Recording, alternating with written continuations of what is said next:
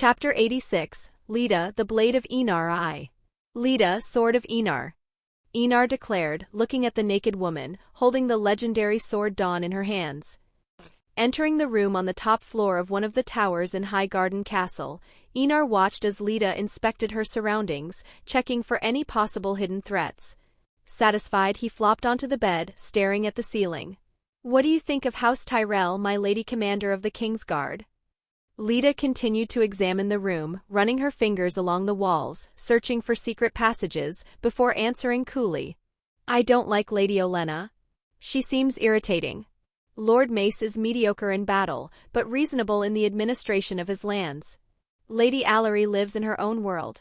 Lord Garland is a decent warrior, but lacks the aggressiveness needed to command real respect on the battlefield. As for Lady Marjorie and Lord Loras, they both want to lie with your grace." She touched a suspicious stone on the wall and narrowed her eyes as she noticed a slight change in the texture. Without interrupting her analysis, she continued. "Ultimately, House Tyrell is weak. They don't control the Reach completely. Houses like Hightower and Redwyne are extremely powerful and actually hold more influence than the Tyrells themselves." Enar smiled at Leda's blunt assessment. The girl rarely spoke much, but when she did, her precision was cutting. As for Marjorie and Loras, he rolled his eyes. He repeated to himself, he only liked women. Loras might feel some impulsive attraction based on lust, but for Enar there was no romantic or physical interest in another man. Still, Leda was right. The Redwyne fleet was the strongest in the kingdom. The Hightowers had the support of the Faith of the Seven and colossal influence. If it weren't for the value of loyalty oaths in Westeros, Enar wouldn't be surprised if the Tyrells were betrayed and replaced in some well-planned coup. Suddenly, the sound of moving stones echoed through the room. Enar raised an eyebrow, watching Leda curiously. In front of her, a secret passage revealed itself, large enough for a tall adult to pass through without difficulty. Leda nodded, pleased to have found what she was looking for. It was common for ancient castles to have hidden passages for strategic escapes. Highgarden, built in the Age of Heroes, would certainly have several of them.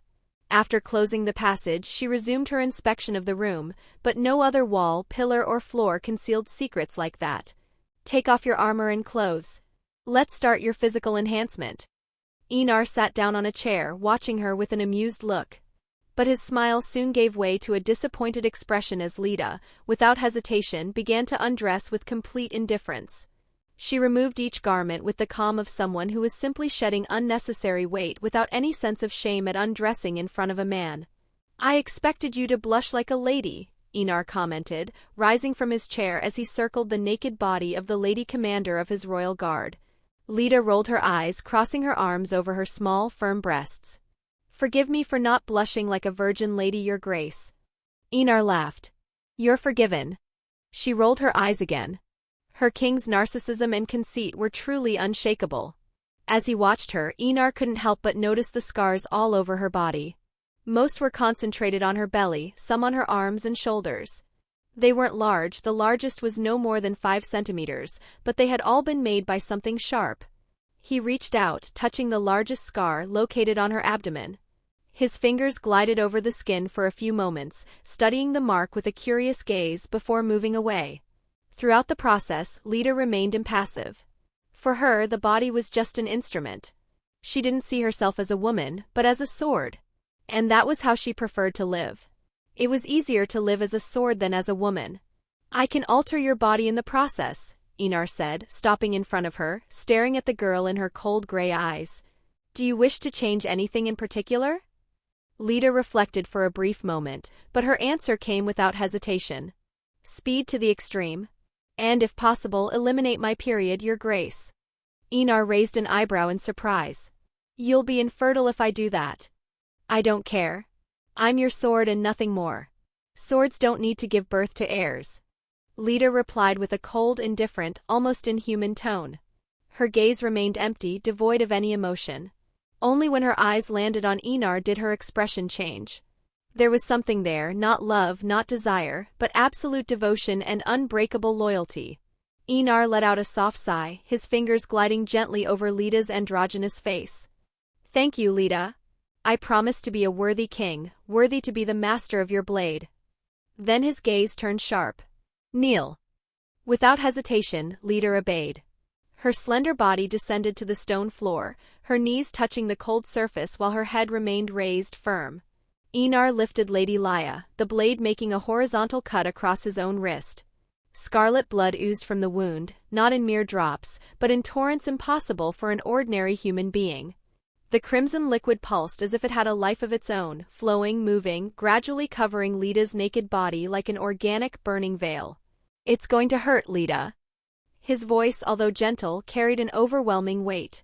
"It will be a worse pain than giving birth. But if you endure it, you will no longer be a mere human. You'll be something greater. You will live far beyond the expectations of any mortal. You will have powers derived from my blood." He leaned in slightly, his purple eyes staring at her with intensity. "In a sense, you will be my daughter. Just as I will be your father." The enrichment ceremony was no simple ritual. It was a brutal process, where only those with truly determined minds and character could emerge as something more. Those who failed ceased to be human. They became deformed aberrations, irrational beasts devoured by the very force they were trying to master. Einar would not perform this ritual lightly. His wives and mistresses would be subjected to this process one day, but only when they were properly prepared. His troops would undergo a similar process, but on a smaller scale, and would not be as powerful as the Primarchs, the new stage of human evolution. At the moment, apart from Titus, Sigismund, Barristan and Leda, Einar didn't see anyone else strong enough to withstand the process without prior training. The pain came like a raging storm. Leda's bones broke one by one, only to rebuild themselves stronger. Her blood seemed to boil in her veins, burning her from the inside out. Her senses collapsed, sight, hearing, touch, all blending together in absolute chaos, as if her own body was becoming something new and unknown. But in the midst of that maelstrom of pain, she heard Einar's voice. And it clung to her like a beacon in the darkness. Her lips remained firmly closed. No moan escaped. No sign of weakness was shown. She would endure. She would survive. For it was the king's sword. And good swords don't break. Einar watched the whole process with a calm gaze. Unlike Titus and Sigismund, who didn't feel much because they were seriously injured, Leda was feeling a pain that was simply too difficult to describe with human words. And unlike both of them, Einar hadn't drunk the water of life when he enhanced both of his generals. Leda was practically performing a 2.0 ceremony, modified and improved, but incredibly more intense than Titus and Sigismund had been. But the rewards were also twice as valuable, and that's what happened to Leda. Opening her eyes, Leda's eyes were still gray, but there was something else in her eyes. Blue rays could be seen running through her irises. The air around her crackled, small, thin gray rays gradually surrounded her naked figure. The smell of ozone filled the air. A smell reminiscent of rainy times during storms. Her size hadn't grown, she was still relatively short like any ordinary woman, but the intensity of her aura was simply impossible for any powerful man or woman to match. Einar couldn't help but nod with satisfaction at his masterpiece. Leda had developed psychic powers before Titus and Sigismund, which was incredible in his eyes. He had already theorized that those who baptized themselves using his blood would develop powers. Just like the Dragon Lords of Valyria. But a process that took hundreds or thousands of years to happen with blood magic happened in mere moments. And although the chances of dying exceeded 95%, the results satisfied Einar. He only had to create a simplified version with a 30% mortality rate. "Leda, the blade of Einar," Einar declared, seeing the girl in front of him. His cousin had become something truly incredible in human eyes. Chapter 87, Leda, the blade of Einar 2. Should I do like my grandmother and jump on his bed? Marjorie Tyrell, thinking about how to seduce Einar. There was a wicked smile on her lips. "How are you feeling, my dear cousin?" Einar asked with a curious tone. Leda, who was still naked and covered in blood in front of Einar, looked down at her hands and felt limitless power coursing through her veins. It was an electrifying feeling, and with a thought, her hand began to emit small, thin gray rays. If you don't understand the reference, you're not a man of culture. Leda's eyes widened at the sight of the rays dancing between her fingers. She still couldn't believe that she was controlling power that only the gods could possess. It won't be very powerful at the moment, but it will become a real weapon in your hands in the future. For now it only serves to impress people. Einar commented with an amused tone, watching Leda play with the rays like a curious child. Lita woke up to hear Enar's words and quickly knelt down in front of him again. Thank you, your grace. I will be your blade until the end of my days. I will protect you with all my body, mind and soul. Her gray eyes looked straight into his purple eyes. There were no feelings she could express other than her devotion and loyalty as much as possible. I'm glad because I'm going to abuse that oath, Lita. Enar spoke not flowery words but the plain truth. He really would need Lita's services until her last moment. Lita showed no reaction other than a touch of happiness. For a sword, there was nothing happier than being used to kill her king's enemies. In addition to lightning control, you will gradually grow over time, easily reaching 250 centimeters in height. Enar spoke, looking at Lita's shocked expression after hearing his words. 250 cm equals 8 feet 2 inches. He himself would be over 350 centimeters tall in the future. Now he was only about 185 centimeters tall. 350 cm equals 11 feet 4 inches. I don't know the US metric system, and since I don't trust the answers of an AI, I calculated it myself, but I don't think it's right. Correct me if I'm wrong. Lita looked at Dawn in her hand and thought she would have to redo the sword. After all, her sword, although wide, was nowhere near long enough to be wielded by someone so tall. The shock of knowing it would grow so large was greater than the shock of controlling lightning, the power of the gods. Don't let the handmaidens see you covered in blood. I don't want rumors that I'm a sick man who likes blood. Enar said, ready to bathe. A bath that was already waiting for him after a long journey. Lita nodded and followed Enar to bathe. Although she didn't mind Enar's blood covering her, she didn't want her king to be slandered by fakes after seeing her covered in blood. The next day, in the castle gardens of House Tyrell, Enar was dressed in an opulent red suit, a purple cloak over his left shoulder, falling elegantly over his chest. The choice of dress was majestic, fit for a king. If there was one thing he could admit, it was that Joffrey Baratheon had been human garbage in every respect. But when it came to style, even Enar had to acknowledge that the boy dressed exquisitely. So much so that he had chosen this style of clothing that Mace had given him earlier. Looking at Lita, Enar saw that she was wearing the standard armor of the Kingsguard, the armor and cloaks of a shade of white. Others couldn't tell, but Lita had grown about 3 centimeters in a single night. Turning to look at Caraxes, Enar could see that his brother was in a bad mood, which was understandable given that there were many eyes staring at him full of fear and admiration. They were all gardeners and servants who were watching the huge dragon with mixed emotions. If Caraxes hadn't had a calmer temperament when it came to anything that didn't involve war or his knight, the dragon would have attacked these people a long time ago. Suddenly, Enar heard footsteps walking towards him and soon heard a sweet, gentle voice. Good morning, your grace. Turning around, Enar saw Marjorie wearing a black dress, which matched his own clothes perfectly. A blind man could see that Marjorie was dressing that way on purpose. But Enar liked this subtle game of seduction. The girl was ambitious, too ambitious, but nothing he couldn't control. He would control humanity. If he couldn't control a woman, he might as well kill himself and let the omniscient and omnipotent God choose someone else instead. You look beautiful, Lady Marjorie. If Marjorie wanted to play this game, Enar would too. The smile on Marjorie's face grew as she listened to Enar. She looked at the handsome king before her and couldn't help imagining herself being crowned in the September of Baelor alongside him. After appreciating the beautiful sight that was Enar, Marjorie turned her focus to Caraxes. She admired the huge creature with a mixture of ambition and admiration.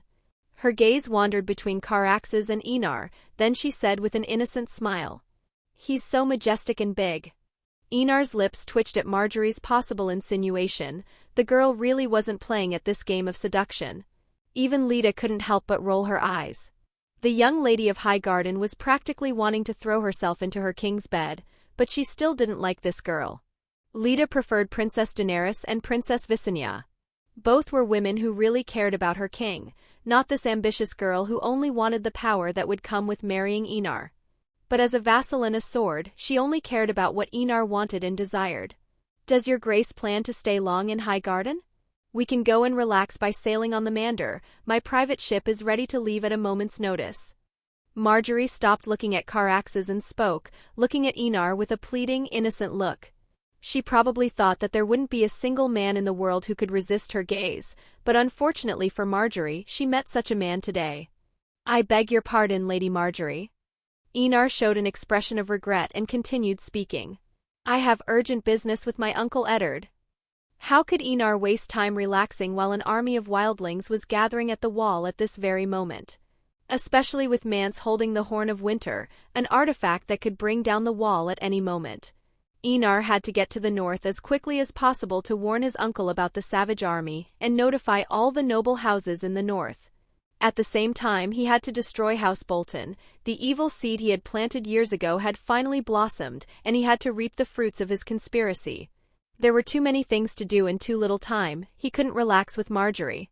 Marjorie had a regretful look on her face, but having learned the art of seduction from her grandmother, she didn't act like a spoiled girl, but like an obedient wife. Have a safe journey, Your Grace. Enar smiled at her words. He approached her and got dangerously close to the face of the young lady of House Tyrell. Gently holding her neck with one hand, he whispered in an amused tone, I like this game of seduction between you and me. Marjorie felt a shiver run through her body at his words. A feeling of weakness almost made her fall to the ground. The hand that gently held her neck didn't make her afraid, but it did give her a feeling of excitement. I will enjoy playing with you, Marjorie of House Tyrell, but be careful when playing with fire. People often get burned by fire. Enar spoke in a gentle tone as he let go of her neck. Marjorie didn't know how she stood, but she smiled elegantly and replied with an innocent tone, as if she didn't understand what Enar was saying. High Garden will always have its gates open to Your Grace. The gates of High Garden or the doors of your rooms? Enar asked with a curious tone. Both. Marjorie replied with a sweet smile. Enar just laughed and walked away, leaving the young woman to watch his back with a stare that was a little frightening for those watching the scene from the outside.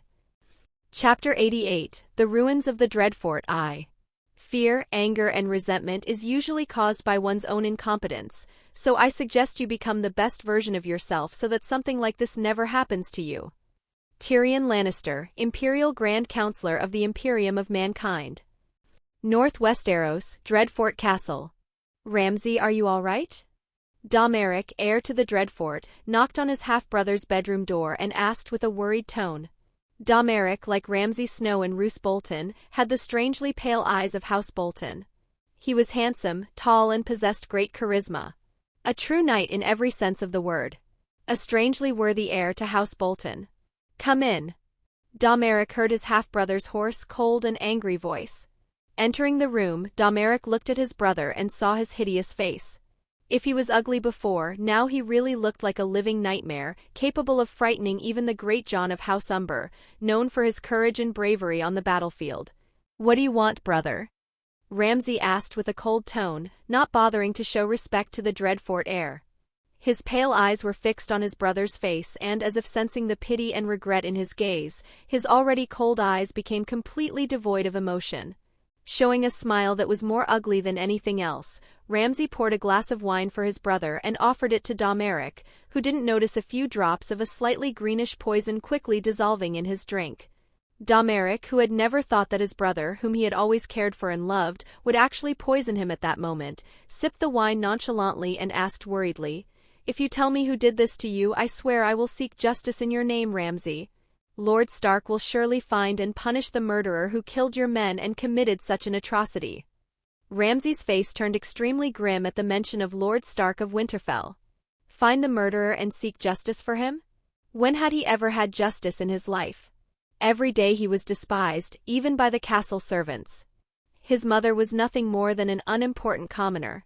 His father never liked him. The word justice and Ramsay were never in the same sentence once in his life. The world has never been fair or full of justice, only you can get your own justice. I'll have my revenge. Ramsay responded to his brother's words with a murderous look. I'll have an army and destroy everything he cherishes and loves. I'll rape his sisters in front of him while I enjoy seeing the look of resentment on his face. Domeric's face changed as he heard those extremely crazy and immoral words.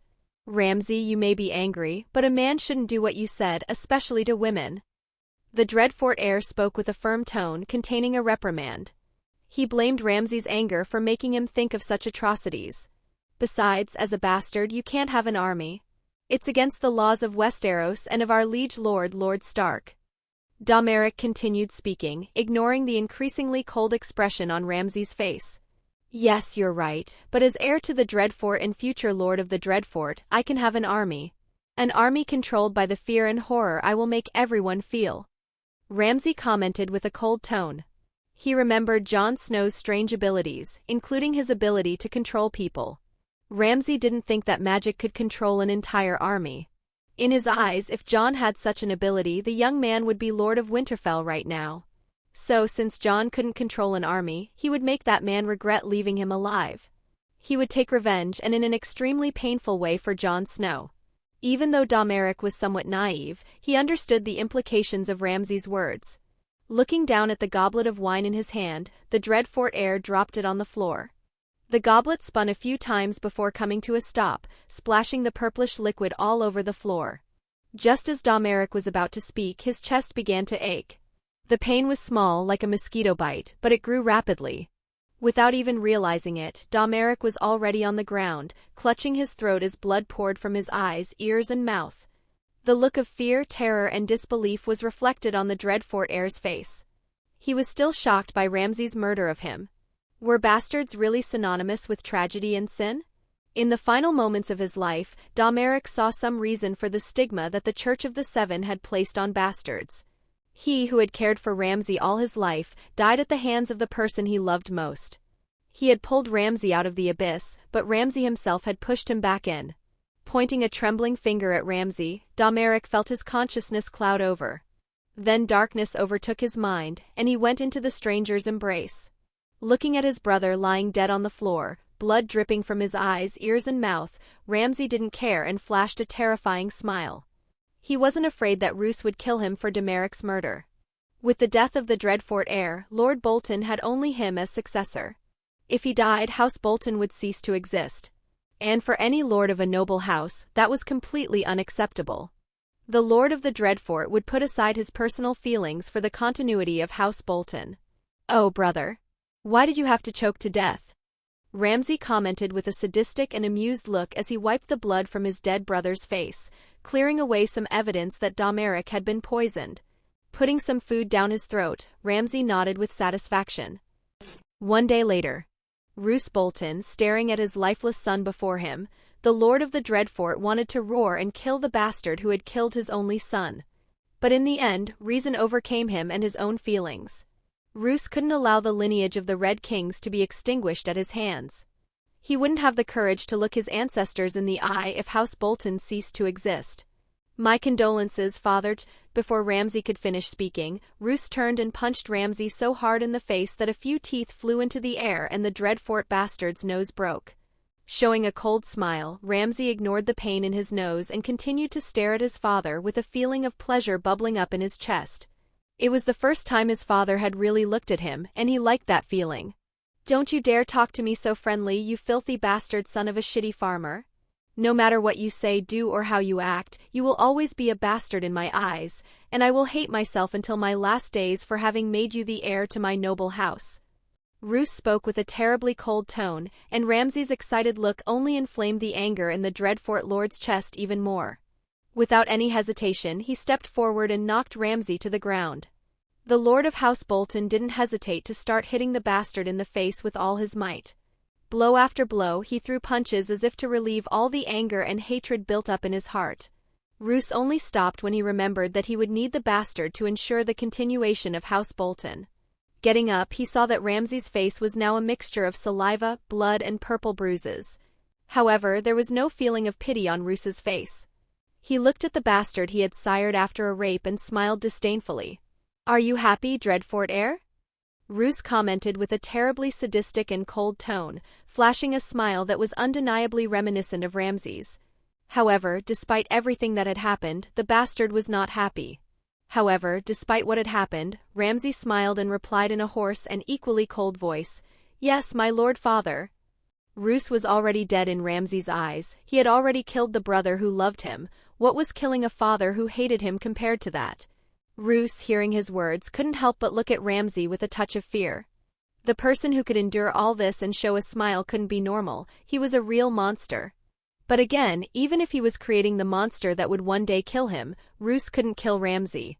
Roose just hoped that the old gods would be kind enough to let him have another child so that he could finally kill Ramsay. Look, if you've actually made it this far into the video and you're still here, come on then, hit subscribe. And honestly, if you think a friend of yours would like this, go on and share it with them. It really helps out. Right, I'm done.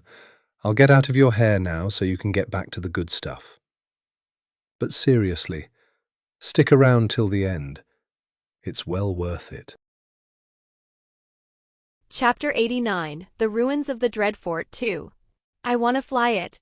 Arya Stark thought excitedly as she saw Caraxes landing outside Winterfell.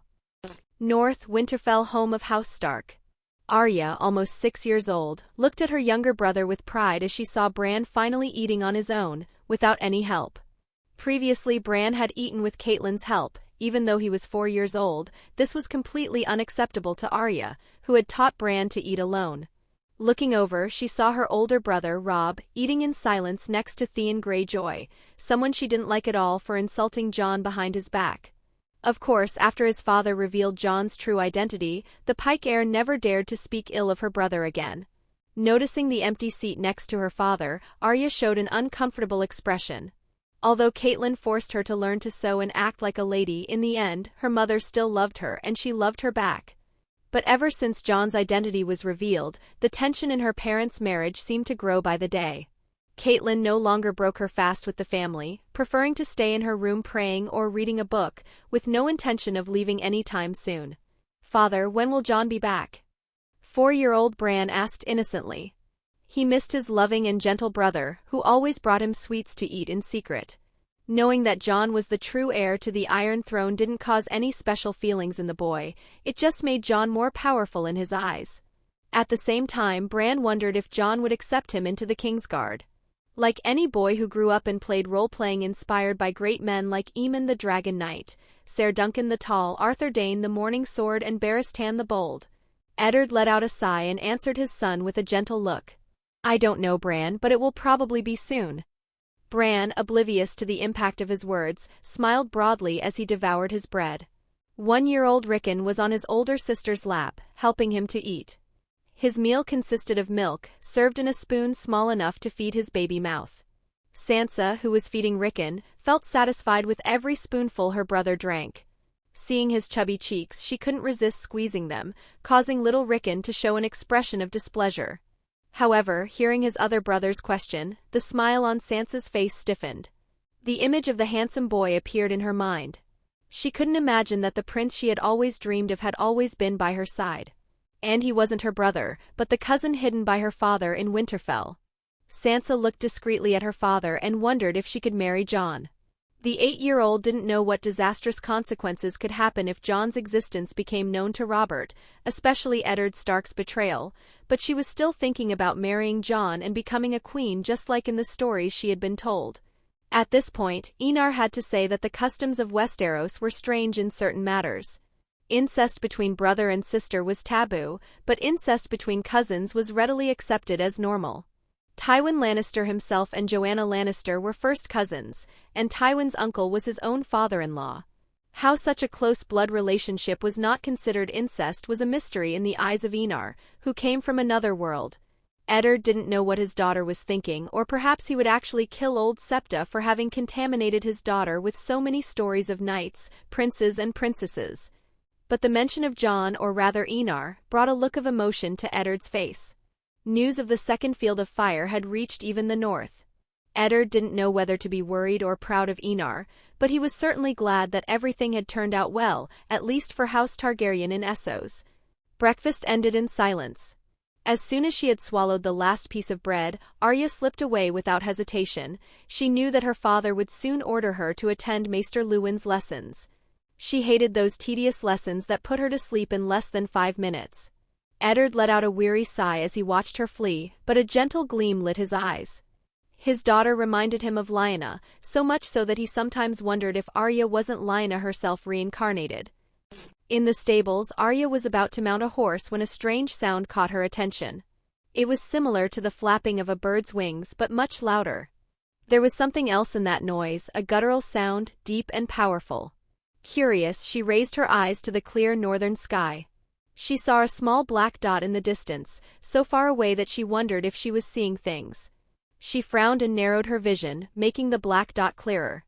The sound became more intense. The black dot grew. Then Arya understood. Her heart almost stopped. "Father!" She shot back into the castle, screaming at the top of her lungs as she ran up the stairs. In the corridors, servants looked at each other in alarm. Guards stood in the way, but Arya flew past them like an arrow, climbing the steps in twos. When he reached his father's office, he didn't even bother to knock. The door opened with a bang. Eddard, who was about to start his day, froze.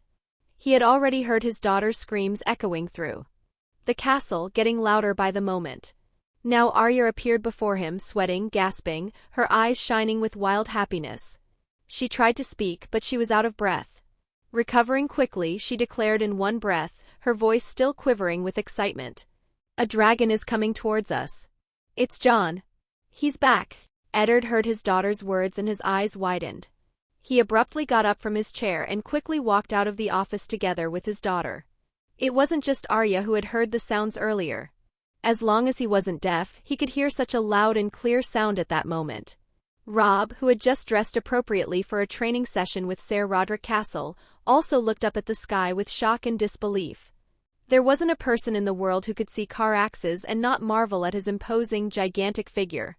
Putting his training aside, Robb ran towards the stables and rode his steed towards the exit from Winterfell, where the dragon had landed earlier. In the end, Robb saw that his father was faster and was already dozens of meters ahead of him. He saw a small figure next to his father, assuming it was Arya. A large entourage left the gates of Winterfell and all headed towards the gigantic dragon now resting on the snowy ground. The closer they got, the more Robb was shocked. Seeing the size of Caraxes from afar and seeing it up close were two completely different things. Note, Caraxes is currently about 81 meters long, not counting his tail. In the year 296 he will be the size of Vhagar, and in the year 300, he will be the size of Balerion. Robb then saw Jon, or rather Enar, again. He looked taller in the few months since he had seen him, his black hair was now white gold and he was dressed exquisitely, in an apparently very expensive red suit. He looked like what you would expect from a king. However, the girl next to him caught Robb's eye, not because of her beautiful appearance but because of her eyes. They were so similar to his father's eyes that it was simply shocking. Seeing the armor and white robes, Robb knew that the girl was part of Enar's Kingsguard, which didn't surprise him. Having known Enar since he was a boy, he knew that his cousin didn't care about gender. As long as it was useful, he would accept whoever it was. "Jon!" Arya jumped off the horse and without any hesitation, jumped into Enar's arms with a big smile. Enar held the girl with a smile on his lips and spoke in an amused tone. "You're a lady, behave like one." Arya practically growled at Enar's words, but said nothing and just hugged him tightly. "Welcome back home, Jon," she murmured with an emotional tone, tears threatening to fall from her eyes. Enar showed a dazed expression for a moment, but smiled broadly and hugged the girl back. "Yes, I'm home," he said with a warm smile. Chapter 90, The Ruins of the Dreadfort 3. Don't be afraid of falling, be afraid of staying down and not getting up, because it means you've lost all your courage to go on. Princess Regent, Alysanne I Targaryen, the supreme truth of the Imperium of mankind. Inside Winterfell Castle in the Great Hall. "So that's little Rickon." Enar spoke, looking at the baby with a gentle gaze. He then looked at Eddard Stark with admiration. It wasn't every man or woman who could bear 7 children. Eddard couldn't help but feel a little proud to see all his children finally reunited. The thing he was most proud of was his family. Anything else was irrelevant in front of him. It showed that Eddard had never been taught to rule. Brandon Stark, Eddard's brother, would never think like that and would always put House Stark above all else, just as all the lords and kings of Winter had been taught for over 8,000 years. "Jon, let's train. I've gotten much better than before," Arya commented, circling Enar with a happy look full of excitement. "Arya, my name is Enar." Enar looked at Arya and corrected the girl with a soft tone. Jon Snow was a child and Enar was the man born to rule. They were both him, but he could never be Jon Snow again. Not because he didn't want to be, but because the world forced him to be. The smile on Arya's face stiffened when she heard his words. She wanted to make a joke, but when she saw his purple eyes staring at her seriously, she knew he meant it. It saddened her. She felt like her brother had been taken away from her. "We'll train another time. I have to talk to Lord Stark and Robb." Although he knew Arya's thoughts, Enar said nothing to console her. The sooner she understood that he wasn't Jon Snow, the quicker she would adapt to this new reality. "Brother." Robb hugged Enar tightly and they both laughed. "You look small, Robb." Enar commented in an amused tone, making Robb roll his eyes, although he still felt a little small in front of Enar. "Do I really have to drink wolf's milk to grow so much?" Robb thought, remembering the rumors he had heard from the servants about Enar's great growth. After the greetings, Robb, curious about the woman from the royal guard, looked at Lita with interest. He still couldn't help thinking how much the girl's eyes resembled those of his father. They were practically a copy of each other. "Who is it?" he asked, causing everyone to turn their gaze to Lita, who stood faithfully behind her king, protecting him at all times. Lita Dane, Lady Commander of the Royal Guard and current Morning Sword of House Dane of Starfall. Enar replied with an amused smile on her lips. His eyes couldn't help but focus on Eddard's rigid face. When Bran heard Lita's identity, he almost screamed with shock. The 4-year-old's eyes shone brighter than ever. He looked at the sword in its scabbard and was mesmerized by the handle, expecting the legendary meteorite steel sword to be drawn at any moment. There wasn't a single child, teenager, or young adult who didn't know Dawn. The sword had become legendary in the hands of Arthur Dayne. Lita, who had been protecting Enar the whole time, looked discreetly at her father with a calm, indifferent gaze. She had been analyzing him ever since she first saw him and had to admit that he was an excellent swordsman these days. But she couldn't imagine how young Eddard Stark had survived and killed his uncle, Arthur Dayne, a legendary man known for his incredible skill with the sword. As for other feelings, Lita found that she felt nothing surprising. In the end, although she carried his blood, he hadn't created her, so she didn't feel anything particularly special for Eddard. As Lita looked at the Lord of Winterfell, the Lord of Winterfell himself was also watching her. Although Lita's face was more androgynous, he could still recognize some of Ashara's features in the girl, especially her nose and eyebrows. Looking into Lita's gray eyes, Eddard felt as if he had been punched in the stomach. He had taken a lady's purity and made her pregnant. In the end, because of a war, he couldn't marry the woman he loved and had to marry Catelyn to form alliances. He was sure Lita was his daughter. This brought a huge sense of shame to the Lord of Winterfell. He felt like dirt more than ever. Everyone called him honorable and just, but he didn't feel that way himself. What honorable man could do what he did to a woman? "Let's talk in my solar." Calming the turbulent feelings bubbling up in his chest, Eddard spoke in a seemingly calm tone, but the slight tension didn't escape Enar's notice. Not wanting to embarrass Eddard further, Enar nodded and followed the Lord of Winterfell to the Lord of the North Solar. Robb and Lita accompanied them. Once inside Eddard's manor, Enar sat down in the chair and spoke directly. "All the lords of the North must be summoned to bend the knee to me and swear their oaths of allegiance." Eddard knew this would happen, but he felt an enormous headache as he listened to his words. The lords of the North could be truly loyal, but at the same time they were the most stubborn, angry, and barbaric in Westeros. Once something was put into their minds, it was hard to change their minds. Eddard might only hate Aerys and Rhaegar, but not the other lords. Many hated House Targaryen as a whole, especially because of the deaths of his father, Rickard Stark, and his brother, Brandon. And this dissatisfaction came not only from these losses, but also from the humiliation they had felt ever since Torrhen Stark had knelt before Aegon I Targaryen during the conquest of Westeros. "I'll convince them, uncle." Noticing the concern on Eddard's face, Enar spoke in a calm, regal tone. He would not allow dissent among the ranks of his army. He would rather kill all the lords and destroy the noble houses than risk being betrayed at a crucial moment. Eddard couldn't help but stare dazedly at Enar. The image of the quiet, determined child was replaced by the image of the man standing before him. Not a boy, but a real king. "Uncle, I came to Westeros ahead of schedule for other reasons." Enar spoke seriously. Although he knew that going north would announce that House Stark was submitting to a Targaryen king again, he didn't mind. Fighting the Night King and his zombie army was the most important thing at the moment. "I will open the gates of the wall and let an army of 100,000 wildlings into the north." When Enar finished speaking, Robb and Eddard's eyes widened in shock. If convincing the northern lords peacefully was unlikely before, now it was completely impossible. All the northern lords would be furious to hear Enar's words. The blood feud between the North and the Savages was not recent, but dated back to the construction of the Wall. 8,000 years of hatred would not be easily forgotten. But did Enar care about the anger of the Northern Lords? The answer was an absolute no. These days he didn't like people saying no to him. Perhaps it was the arrogance born within him, but as someone who prized absolutism above all else in the monarchy, he wouldn't hear no from his vassals. And if it was necessary to kill all the Northern Lords to prevent dissent, he would do it. For his future plans, he was the god of humanity's empire and could not be contradicted in any way. Only when everyone said yes without any hesitation could humanity survive the gods of chaos that were being generated at that moment. Before I came north, I visited Highgarden and House Tyrell bent the knee. Lord Mace will send food to help feed these 100,000 savages for months until they can grow crops on their own. Enar spoke again with a serious tone. One of Eddard's worries disappeared when he heard that the food would arrive.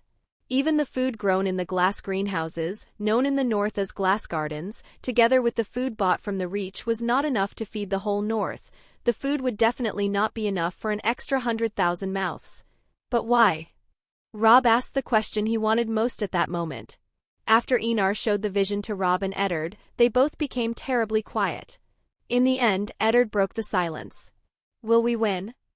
The Lord of Winterfell asked with a calm tone, but behind the calm, a concern could not be hidden.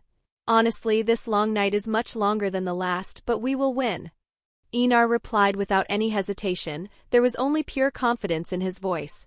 As he had said before, this long night was indeed much bigger because of the gods personally intervening in it, but Enar would not lose. Of that he was absolutely certain.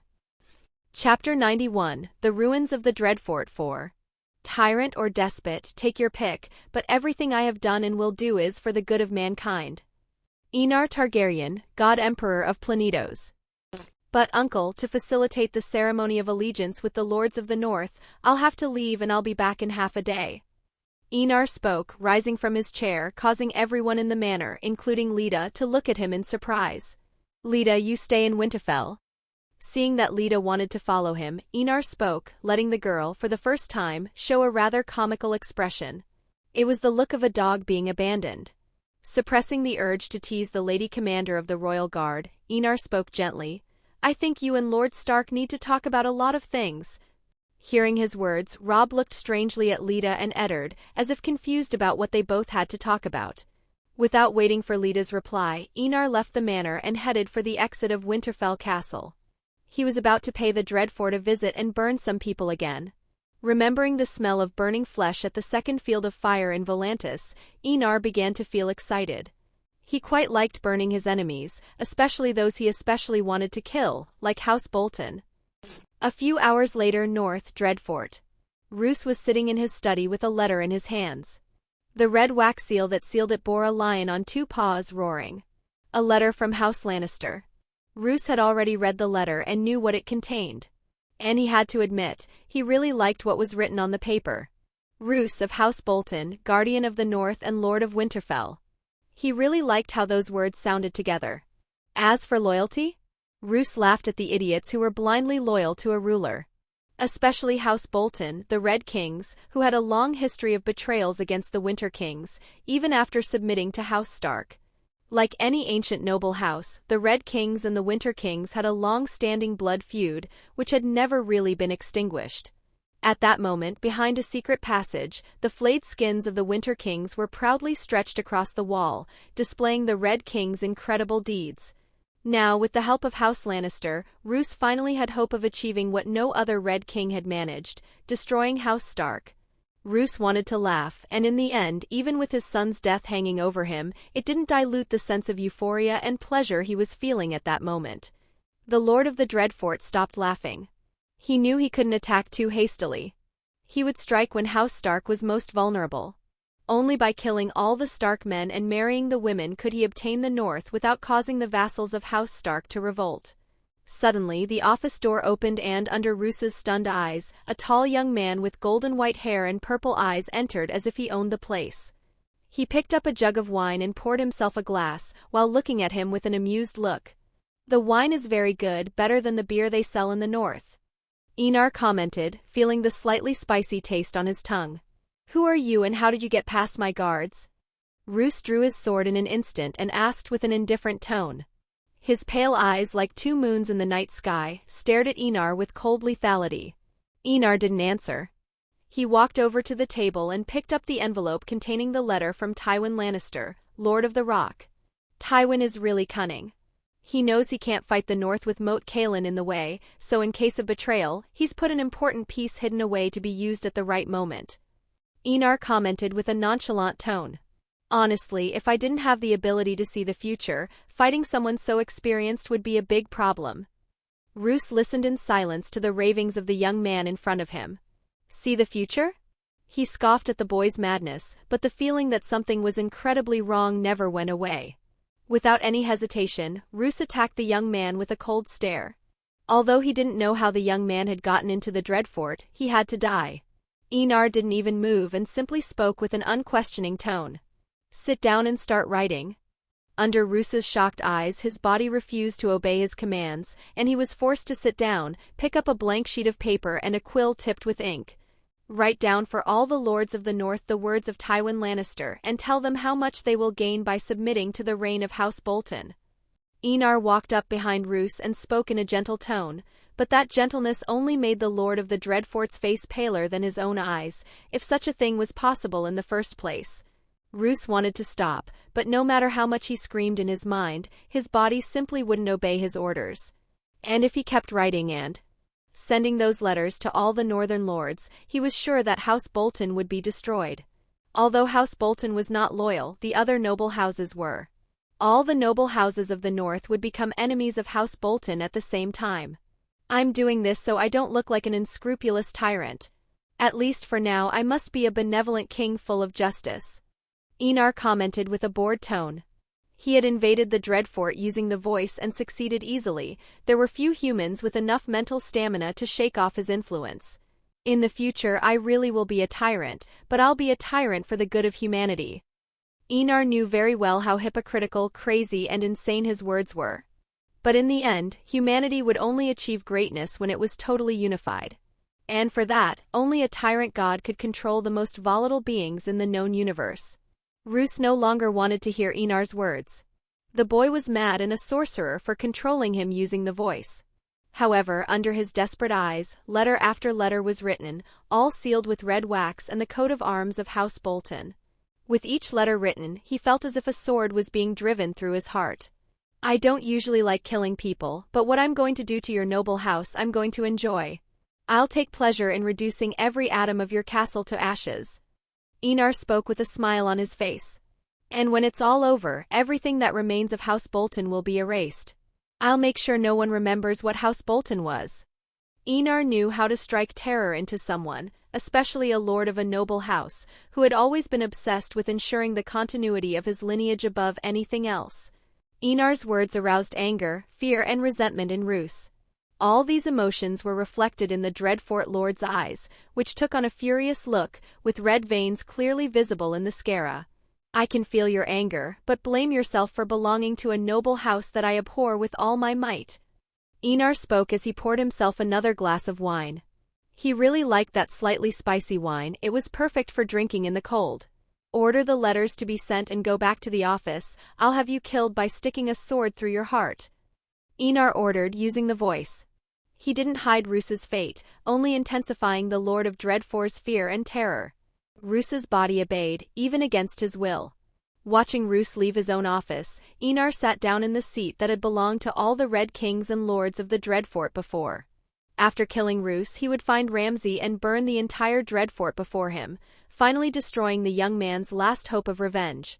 Call him a sadist, but he thought that would be a pleasant fate for a monster like Ramsay.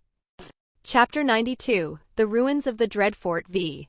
Watch as your hope is slowly reduced to ashes before your eyes. Enar Targaryen whispering to Ramsay Snow. Seeing Roose return to the office with a terrified expression, Enar smiled and drew Lady Lya from her scabbard. The sword came out with a slashing sound, resounding off the walls of the office. The milky-colored blade seemed to glow, even without the sun's rays falling on it. Approaching Roose, despite the man's terrified look, Enar spoke with a cold tone. Go to hell safely, Lord Bolton. Without any hesitation, the sword pierced Roos's heart. To add to his suffering, Enar slowly plunged the blade into his chest, in no hurry to kill the Lord of the Dreadfort. He enjoyed seeing the fear and terror in the man's eyes. The same look that Roos's victims gave him during the skinning process, the same look of fear and terror that the women this man raped showed during the brutal act. For this reason, Enar felt no pity for such human scum, it even increased their suffering. Enar then gently helped the Lord of the Dreadfort to his seat. Blood dripped from Roos's mouth, while the light from his eyes gradually faded, as did the last breath from his lungs. Even in the final moments of his life, he couldn't understand how he had offended someone so powerful. Looking at the lifeless body of the great Lord of the Dreadfort, with a wound in his chest and blood dripping from his mouth, Enar felt nothing but indifference. There was no special feeling in killing the descendant of the Red Kings of the North. "Let's go to the second stage of the theater," Enar muttered as he pulled Lady Laia from the chest of Roos's dead body and sheathed his sword again. Leaving Roos's office, Enar walked calmly through the corridors of the Dreadfort as if he were the master of the castle. If anyone saw him, they would think he was the owner, for he walked with confidence and firm steps. Enar stopped in front of a door after walking for a few minutes. It was Ramsay's room, the bastard's new bedroom after Domeric died. He had received this information from one of the servants, who had kindly offered it to him. Opening the door, Enar saw a luxurious room by medieval standards and in the center a bed with black sheets could be seen. In it, a young man with a terrifying face was sleeping peacefully. It was Ramsay. The young man was doped up on the wine served by one of the servants. Enar wanted Ramsay to wake up at the right time to enjoy the show. Looking at Ramsay sleeping, Enar didn't rush to wake the sleeping beauty. He sat in the chair next to the bed and sipped his wine with a leisurely expression. After destroying the Dreadfort, he would have to return to Winterfell and await the arrival of the Lords of the North. At that moment, Enar could imagine how much those brutish, brainless lords would try to challenge him, something he would gladly accept. After all, he needed something to de-stress, and beating up stupid people was a great relief. Turning his gaze to Ramsay's sleeping face, Enar's lips curved into a smile tinged with a touch of coldness. He was really looking forward to seeing the rapist's expression when he woke up and saw him at his bedside. But at the same time, he didn't want to wait too long. He wanted to get back to Winterfell as soon as possible and wait for news of the ruins of the Dreadfort to spread. That wouldn't take long. Ravens were surprisingly quick in their missions to deliver letters. Enar raised the goblet above Ramsay and swirled it around, pouring the entire contents into the bastard's face. The wet, suffocating sensation woke him up in an instant. Just as Ramsay was about to shout angrily at whoever had woken him up like that, he looked up and saw a pair of purple eyes staring coldly at him. The expression of fury on his face hardened. Absolute terror was reflected in his disfigured, grotesque face. However, all doubts, anger, and resentment were swept aside when he pulled a knife from under his pillow and attacked Enar without any hesitation. "Good morning, sleeping beauty," Enar commented in an amused tone as he calmly deflected the knife blows. Ramsay looked like an animal full of rage, brandishing the blade in all directions. None of the blows even came close to hitting the Dragon Prince. Enar tired of dodging and with one swift blow punched Ramsay in the stomach, making the young man clutch his stomach and take a deep breath. He fell to his knees, gasping violently as saliva mixed with blood dripped from his mouth. Enar's blow had not been light, he had used a lot of force. Although the water of life hadn't strengthened his body, the immaterium dimension had. A strong body was needed to resist the deadly radiation of the warp's energy. Still kneeling, Ramsay looked at Enar with a look like that of a wounded animal. But unlike someone who would feel sorry for having stepped on a dog or cat's ass, Enar felt nothing but sadistic pleasure at seeing him like this. Grabbing Ramsay by the hair, Enar dragged the young man out of the room. Ramsay tried to struggle, but no matter how much he struggled, fought or bit, the hand holding his hair seemed to be made of steel. "Let me go, you filthy bastard. You piece of shit. I'm the Dreadfort heir and you're just a bastard. You can't kill me. Only the king and Lord Stark can sentence me to death. Guards, guards, guardsis." Ramsay cursed, struggled and shouted at the top of his voice for everyone to hear, but his desperation only grew when he saw the guards of House Bolton on either side of the corridor, standing erect and majestic. However, everyone's eyes were cold and indifferent. The guards didn't even look at Ramsay, they stood erect and still, all holding swords as if they were performing a sacred task. Dragging Ramsay shirtless across the cold northern earth, Enar stepped out of the Dreadfort and released the bastard, letting him fall to the ground. Ramsay didn't move, not by choice, but he found himself unable to do so because Enar's foot was on his neck, preventing him from getting up or even moving, which made him unable to take his eyes off the ancestral castle of House Bolton. His face was pressed into the cold, wet earth of the north. "I killed your father before I met you," Enar commented with an amused tone. "Congratulations on becoming Lord of the Dreadfort." Ramsay's eyes widened at his words. His father was gone, and as the law of inheritance dictated, the heir designated by the Lord should take over the running of the noble house. However, Ramsay wasn't happy at all. On the contrary, there was only terror bubbling in his chest. If Jon had killed Roose, would he hesitate to kill him, a bastard? Caraxes, Dracarys. Ramsay heard Jon speak again, this time in a language he didn't know. He didn't understand what Jon had said, but he would understand in the next instant. Ramsay, who was pressed against the earth, felt tremors approaching, and soon a deafening flapping of wings sounded, along with the snow being thrown up. Ramsay's pale eyes widened at the sight of the huge winged creature flying over the Dreadfort. Then the color crimson filled the vision of the bastard heir of House Bolton. "No!" A furious roar came out of Ramsay's mouth as he watched his hopes being burned away by the crimson flames. The Dreadfort was the only way for him to realize his ambitions and carry out his revenge, but in front of him his hope was melting relentlessly in the crimson flames. "Why? What have I done to you?" Ramsay asked with a lifeless look on his face, his voice hoarse and trembling. "I have a plan, and that plan has to be exactly as I want it. I needed to burn down a castle to make the Northern Lords more tame, and you were chosen." Enar replied with an amused tone. "You'll be the reason most people bend the knee to me. Aren't you honored to have such a worthy mission?" "Go to hell, Ramsay Snow." Enar spoke calmly as he drew out Lady Lya. "I'll see you in hell if fate ever allows it, and I'll kill you again." He spoke with a cold tone as he cut off Ramsay's head with one swift blow. The Dreadfort bastard's head separated from his body and blood gushed out onto the snow.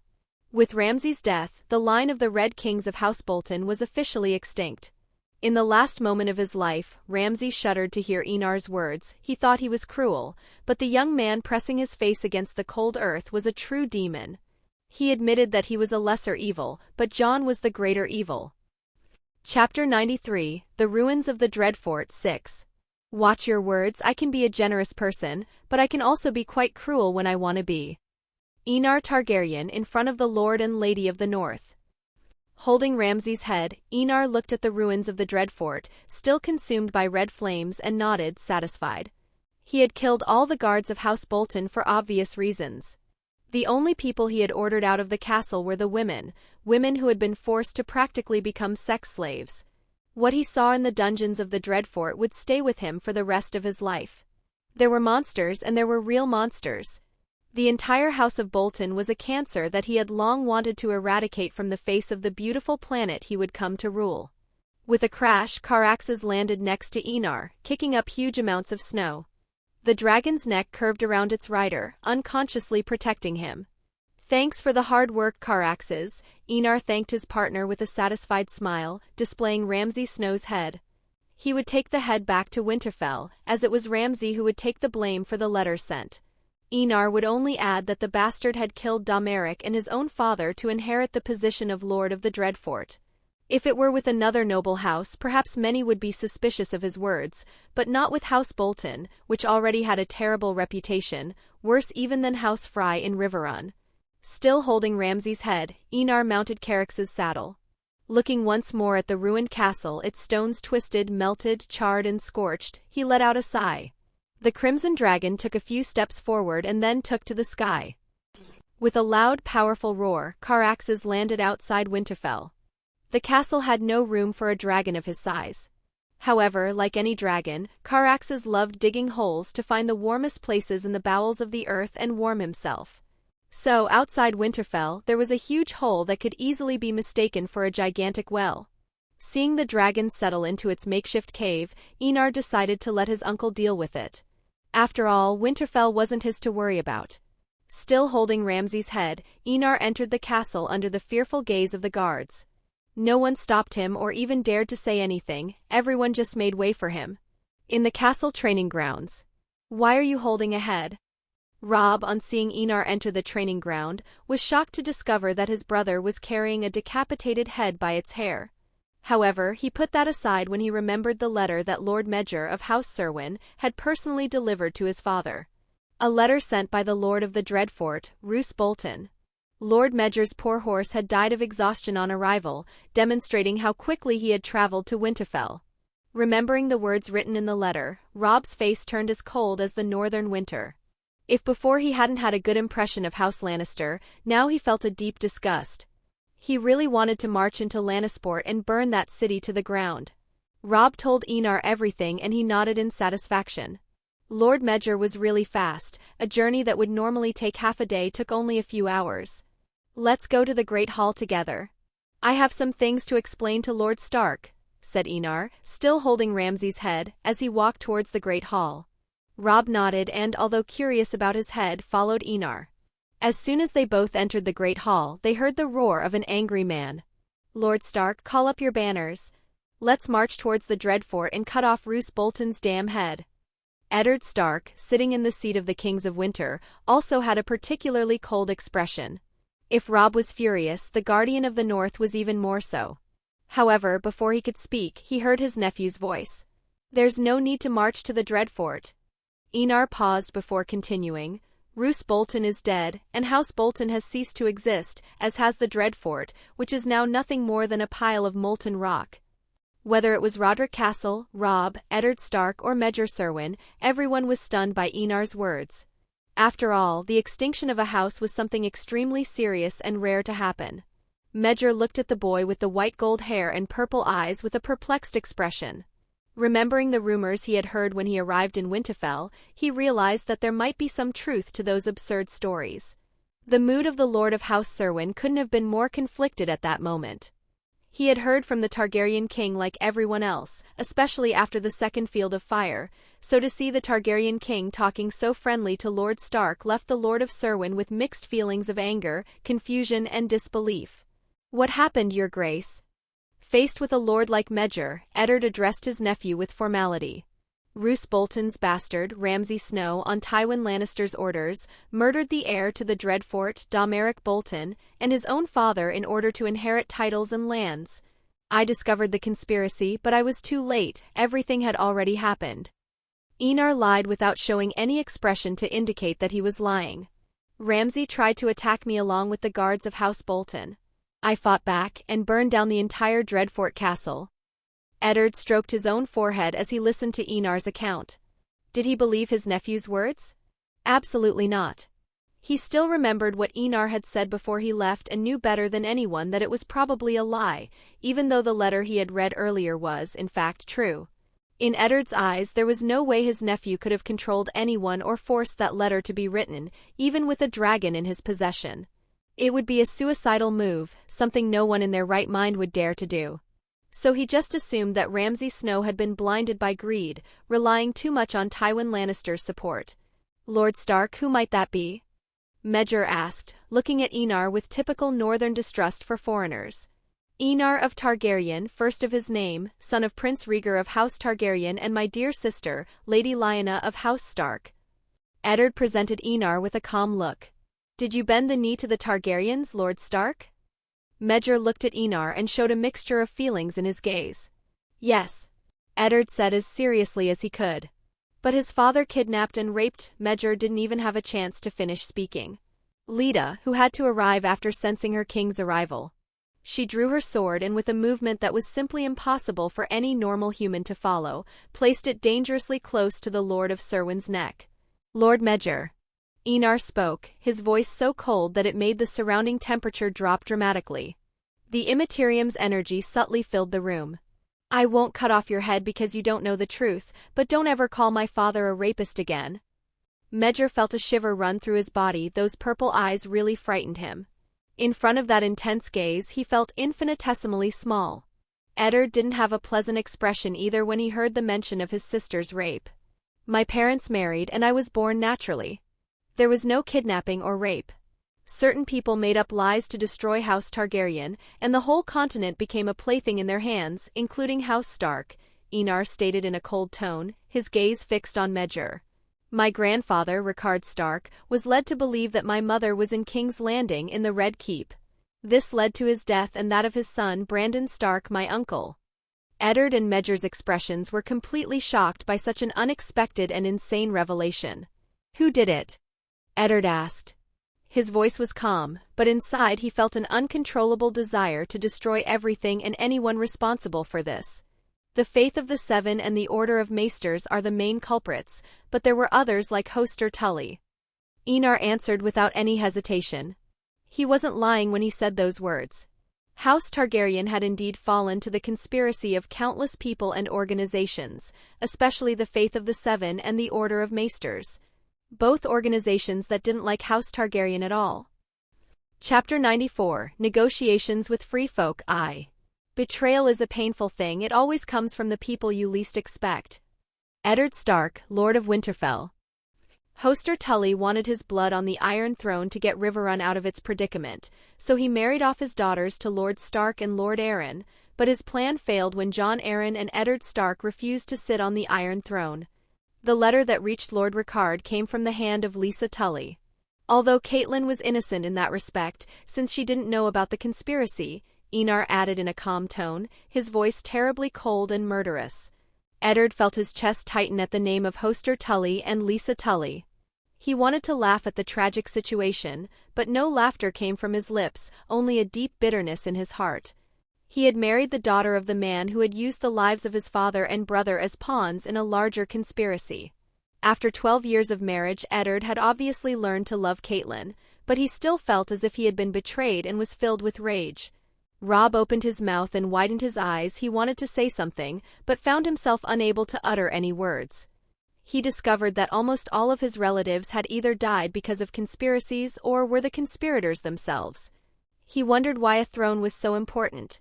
Uncle, I know you must be full of rage right now, but put that rage aside for a moment, and when I begin my reconquest, Hoster Tully's head is yours. Enar spoke with a calm tone. He too was angry, but he had to control himself. He was no mere mortal. His fury could have devastating consequences. Eddard regained his composure and nodded. However, he didn't know how he would look at his wife again. Although Catelyn was not to blame or aware of her father's conspiracy, he still felt extreme discomfort at the thought of marrying the daughter of the man who had killed his father and brother. What do you want to do, Your Grace? Eddard looked at his nephew with a seemingly calm gaze. He didn't doubt Enar's words. Although lies could be told, true anger and hatred could not be forged. If such a thing could be done by Enar, then Eddard had to regret that he had raised his nephew wrong. Summon all vassals to Winterfell, all of whom must swear allegiance to me, bend the knee and accept my claim. When Enar said this, he was looking directly at Lord Medger of House Serwyn. Medger swallowed. He wasn't as stupid as the other lords of the north, but faced with Enar and that frightening look, the man preferred to kneel. Your Grace, my sword and those of my vassals are at your disposal. I will fight for your causes and honor your laws in my fiefdom. Medger knelt and swore allegiance to Enar without much reluctance. If his lord Eddard could forgive his nephew and fight alongside him, who was he to harbor a grudge against House Targaryen? Moreover, House Serwyn had suffered little in the war 12 years ago, which made his decision even easier. I accept your oath, Lord Medger of House Serwyn. There will always be a place for you on my hearth as a guest, and I will serve you bread and salt as the laws of hospitality dictate. I will never give you orders that tarnish the honor of your house or your descendants. Enar accepted Medger's oath with a satisfied look, although he knew that things wouldn't be so easy with the other noble houses of the north. Especially Houses Dustin, House Ryswells and House Glover. These three houses hold strong grudges against House Targaryen. The lords of House Dustin and House Ryswells died in the Tower of Joy at the point of the same sword that Leda was holding at that moment. After watching the Lord of House Serwyn bend his knees before Enar, Eddard spoke in a calm, tired tone. I'll send the ravens, but it should take 1 to 2 moons for them all to reach Winterfell.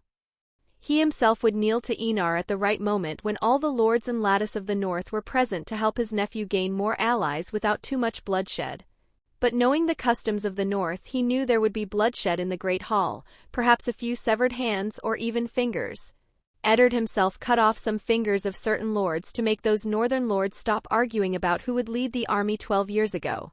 Enar nodded and wasn't surprised at the delay. The North was the largest kingdom in size. Even at war, it took a long time for the entire northern army to come together successfully. But Enar wouldn't stay in Winterfell all that time. He would stay at the wall and personally lead the arrival of the wildlings in the north. He wanted to be firmly in possession of the Horn of Winter. He never doubted that people could do crazy, insane things when they were angry. "I'll go to the wall when all the lords of the north gather at Winterfell. Send a raven to Castle Black," Enar said to Eddard. Of course, Eddard knew why Enar was going to the wall, the arrival of the wildlings in the north after thousands of years of hatred and blood. "Robb, you will accompany the king on the journey to the wall and act as my representative." Eddard spoke with a calm tone. He felt it was time for Robb to start seeing the world, and his son being at Enar's side would reassure him. Something that shocked Robb. He never imagined that his father would allow him to leave Winterfell at this time, especially with war so close on the horizon. However, the heir of Winterfell had a big, excited smile on his lips. He would finally be out of this castle. Enar smiled too. He had originally thought that Eddard would send Roderick Castle as his representative, but unexpectedly the Lord of Winterfell had chosen his own son. "I won't bring dishonor to House Stark, father," Robb promised, beating his chest with a determined expression.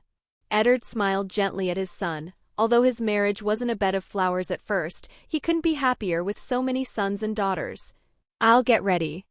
Robb spoke as he left extremely quickly, the news that he was about to leave surpassing even the news that his grandfather was a traitor and murderer, another grandfather and uncle of his.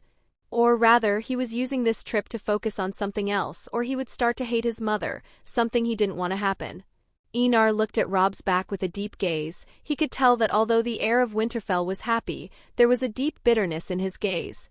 Rickard was also his grandfather, but Rickard Stark died at the hands of Aerys Targaryen, his grandfather.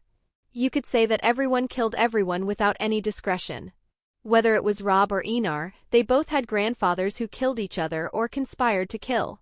This affects people, especially those who valued family above all else. Like Robb and Eddard. The relationships and blood feuds of House Stark, Targaryen and Tully were really powerful and confusing. Letting out a sigh, Enar focused on Leda. The girl had grown a few centimeters in the short time he had been away. It was her period of rapid growth after the blood ceremony, I'll start calling it that, and the girl had probably eaten a lot of food. Leda stood next to Enar and showed a satisfied expression. She didn't like leaving her king alone, even with Caraxes to protect him. "I'll bathe and sleep, Lord Stark. I probably won't join you to break my fast at night." Enar spoke in a calm tone. He didn't feel like dining with other people and preferred the silence of his room with Leda. Eddard nodded. He himself hadn't planned to have dinner tonight. Now he just wanted to sleep and face a new day rested and without anger. He didn't want to do or say anything to Catelyn that would hurt her. "Lord Stark." Enar suddenly spoke, looking at Eddard with a deep gaze. "Lady Catelyn must not leave Winterfell for life. Should she disregard this order, I will consider her a traitor and cut off her head." Honestly, the only reason Catelyn wasn't dead was because she was her uncle's wife and the mother of his cousins. Otherwise, her fate would be similar to what will happen to Lisa Tull in the future. She will die in very painful ways, especially the current Lord Paramount of the Trident, Hoster Tully. Although Catelyn remained in exile in Winterfell, it was better than dying and the only concession he could make in respect for Eddard and Robb. Eddard looked gratefully at his nephew. He knew how much Enar hated his wife. And although Catelyn was a difficult person, she was a good mother and an excellent wife. Chapter 95, Negotiations with Free Folk 2. The crown is just a prettier leash. It remains to be seen whether you really want to be a good monarch or simply ignore the weight of it and become a mediocre monarch.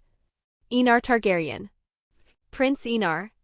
Just as Enar was ready to enter his room with Leda, he heard a young, delicate girl's voice. Looking down, he saw a red-haired girl with big blue eyes. "Sansa, you've grown up a lot.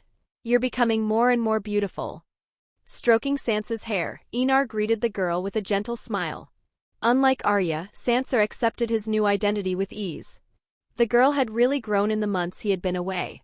"I saw your dragon landing outside Winterfell. He's super giant." Sansa felt the caresses in her hair and smiled sweetly. She looked at Enar with her blue eyes and spoke with a tone full of admiration. "Well, Caraxes is really big." Enar replied with a laugh. However, remembering a fragment from the future, where there was a crimson dragon feeding on an entire planet, he thought that the current Caraxes was still a bit small. "Do you want me to take you flying?" Enar asked with an amused tone, his eyes looking at Sansa with a hint of teasing. Sansa's face turned pale at the mention of flying on a dragon. She quickly shook her head and denied it without any hesitation. "No. I'd rather stay on the ground where I can feel safe." Enar wasn't surprised. In a world where people couldn't fly by plane, the fear of flying on a dragon was really great. In his past world, many people were afraid to fly, let alone in this medieval world. "Then let's go horseback riding another time, little redhead," Enar said amusedly as he entered his room with Lita. Sansa pouted when she saw Enar enter the room, but she wasn't disappointed. She knew he had just returned from a trip and was probably tired. Taking another look at his room, she left with lighter steps and a happy smile on her lips. Despite having changed her identity, she felt that Enar and Jon were the same person, only one was a bastard and the other a prince. But they both exuded a prince-like aura.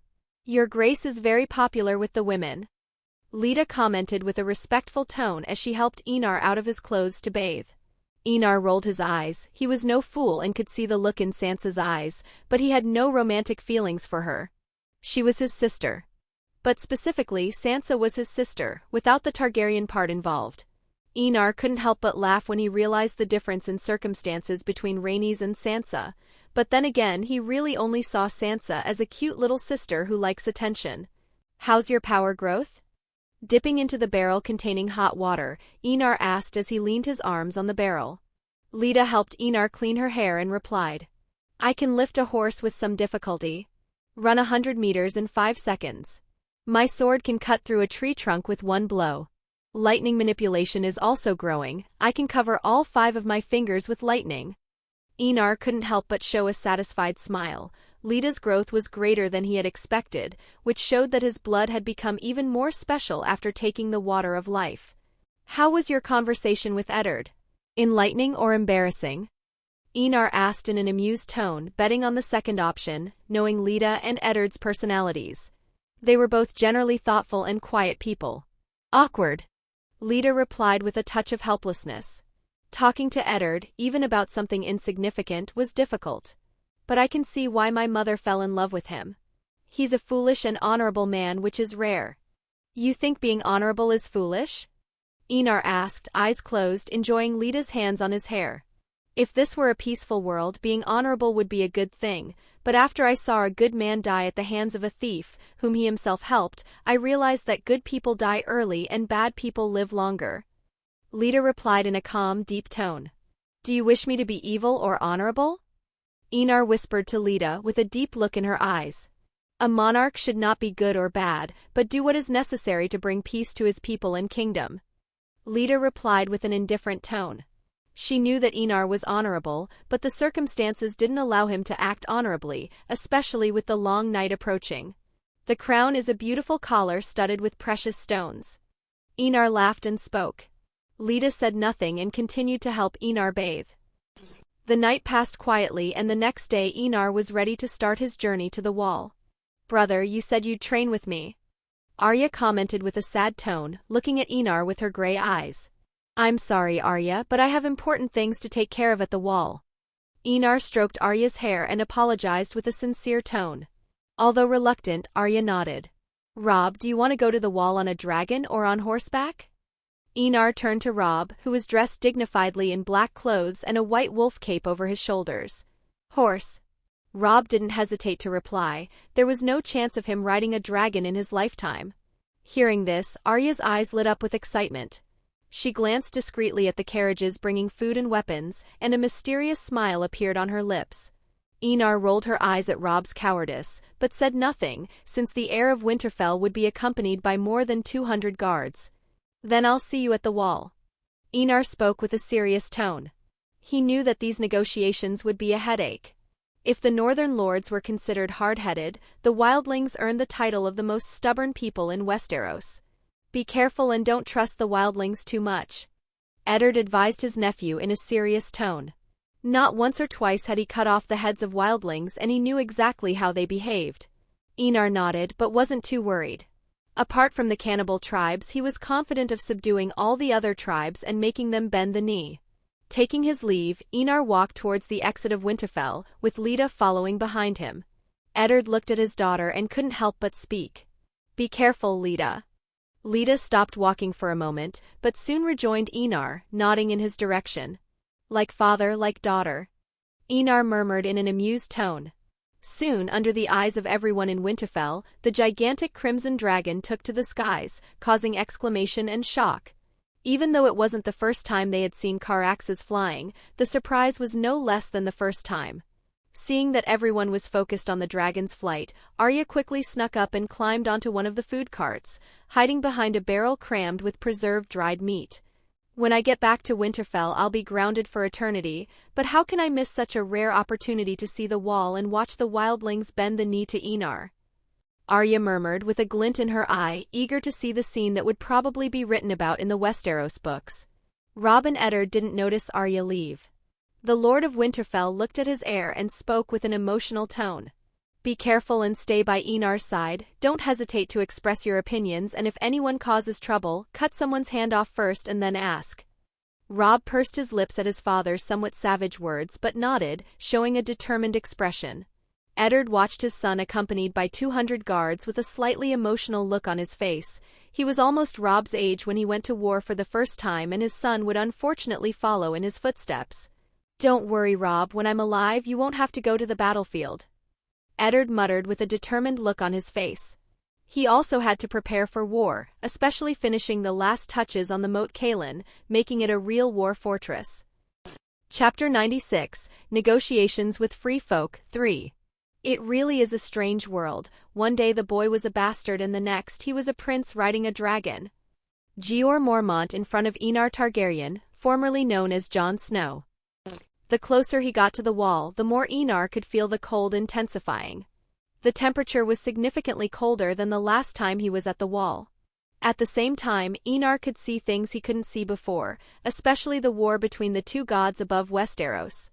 In his eyes, the colors blue and red collided violently in the sky, like two different gigantic seas crashing into each other. R'hllor and Great Other.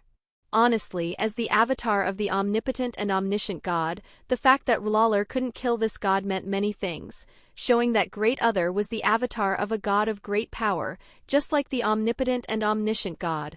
For someone who has read cosmic horror, Enar just hoped it wasn't an outer god. He already had to deal with the future gods of chaos. He didn't want to have to deal with another pantheon of gods full of madness and insanity. However, another thing that caught Enar's attention was the wall.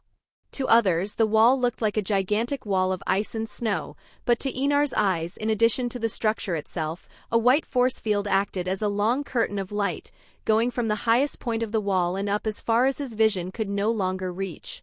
Enar saw that this was the reason why Silverwing hadn't crossed the wall during Queen Alysanne Ai's visit to the north. It was a barrier that prevented magical beings from leaving the far north. Although dragons could cross it, they would probably feel very uncomfortable. Under the snow that covered the wall, Enar also discovered hundreds of thousands of runes intricately carved into the seemingly eternal ice, runes that, strangely enough, drew power from a dimension he was getting to know very well, the Immaterium dimension. How exactly the runes of the First Men were doing this, Enar had a certain idea, especially when he noticed the weirwood scattered all over the north. It was a brilliant idea to use trees that had an affinity to connect with the warp as continuous batteries to power the wall's runes. Although all the energy that came out of the warp and was carried by the weirwood was insignificant, even tiny, Enar had to admire the First Men's boldness. What if the weirwood mutated as a result of the warp's energy? That was the concern that was worrying him enormously. The more Enar immersed himself in this dimension of seemingly infinite energy, the more he realized the terror that resided there was totally uncontrollable. He felt the gestation of entities beyond human comprehension, chaotic, insane, problematic beings. Gods of chaos. Although they were still in gestation, the birth of the chaos gods was inevitable.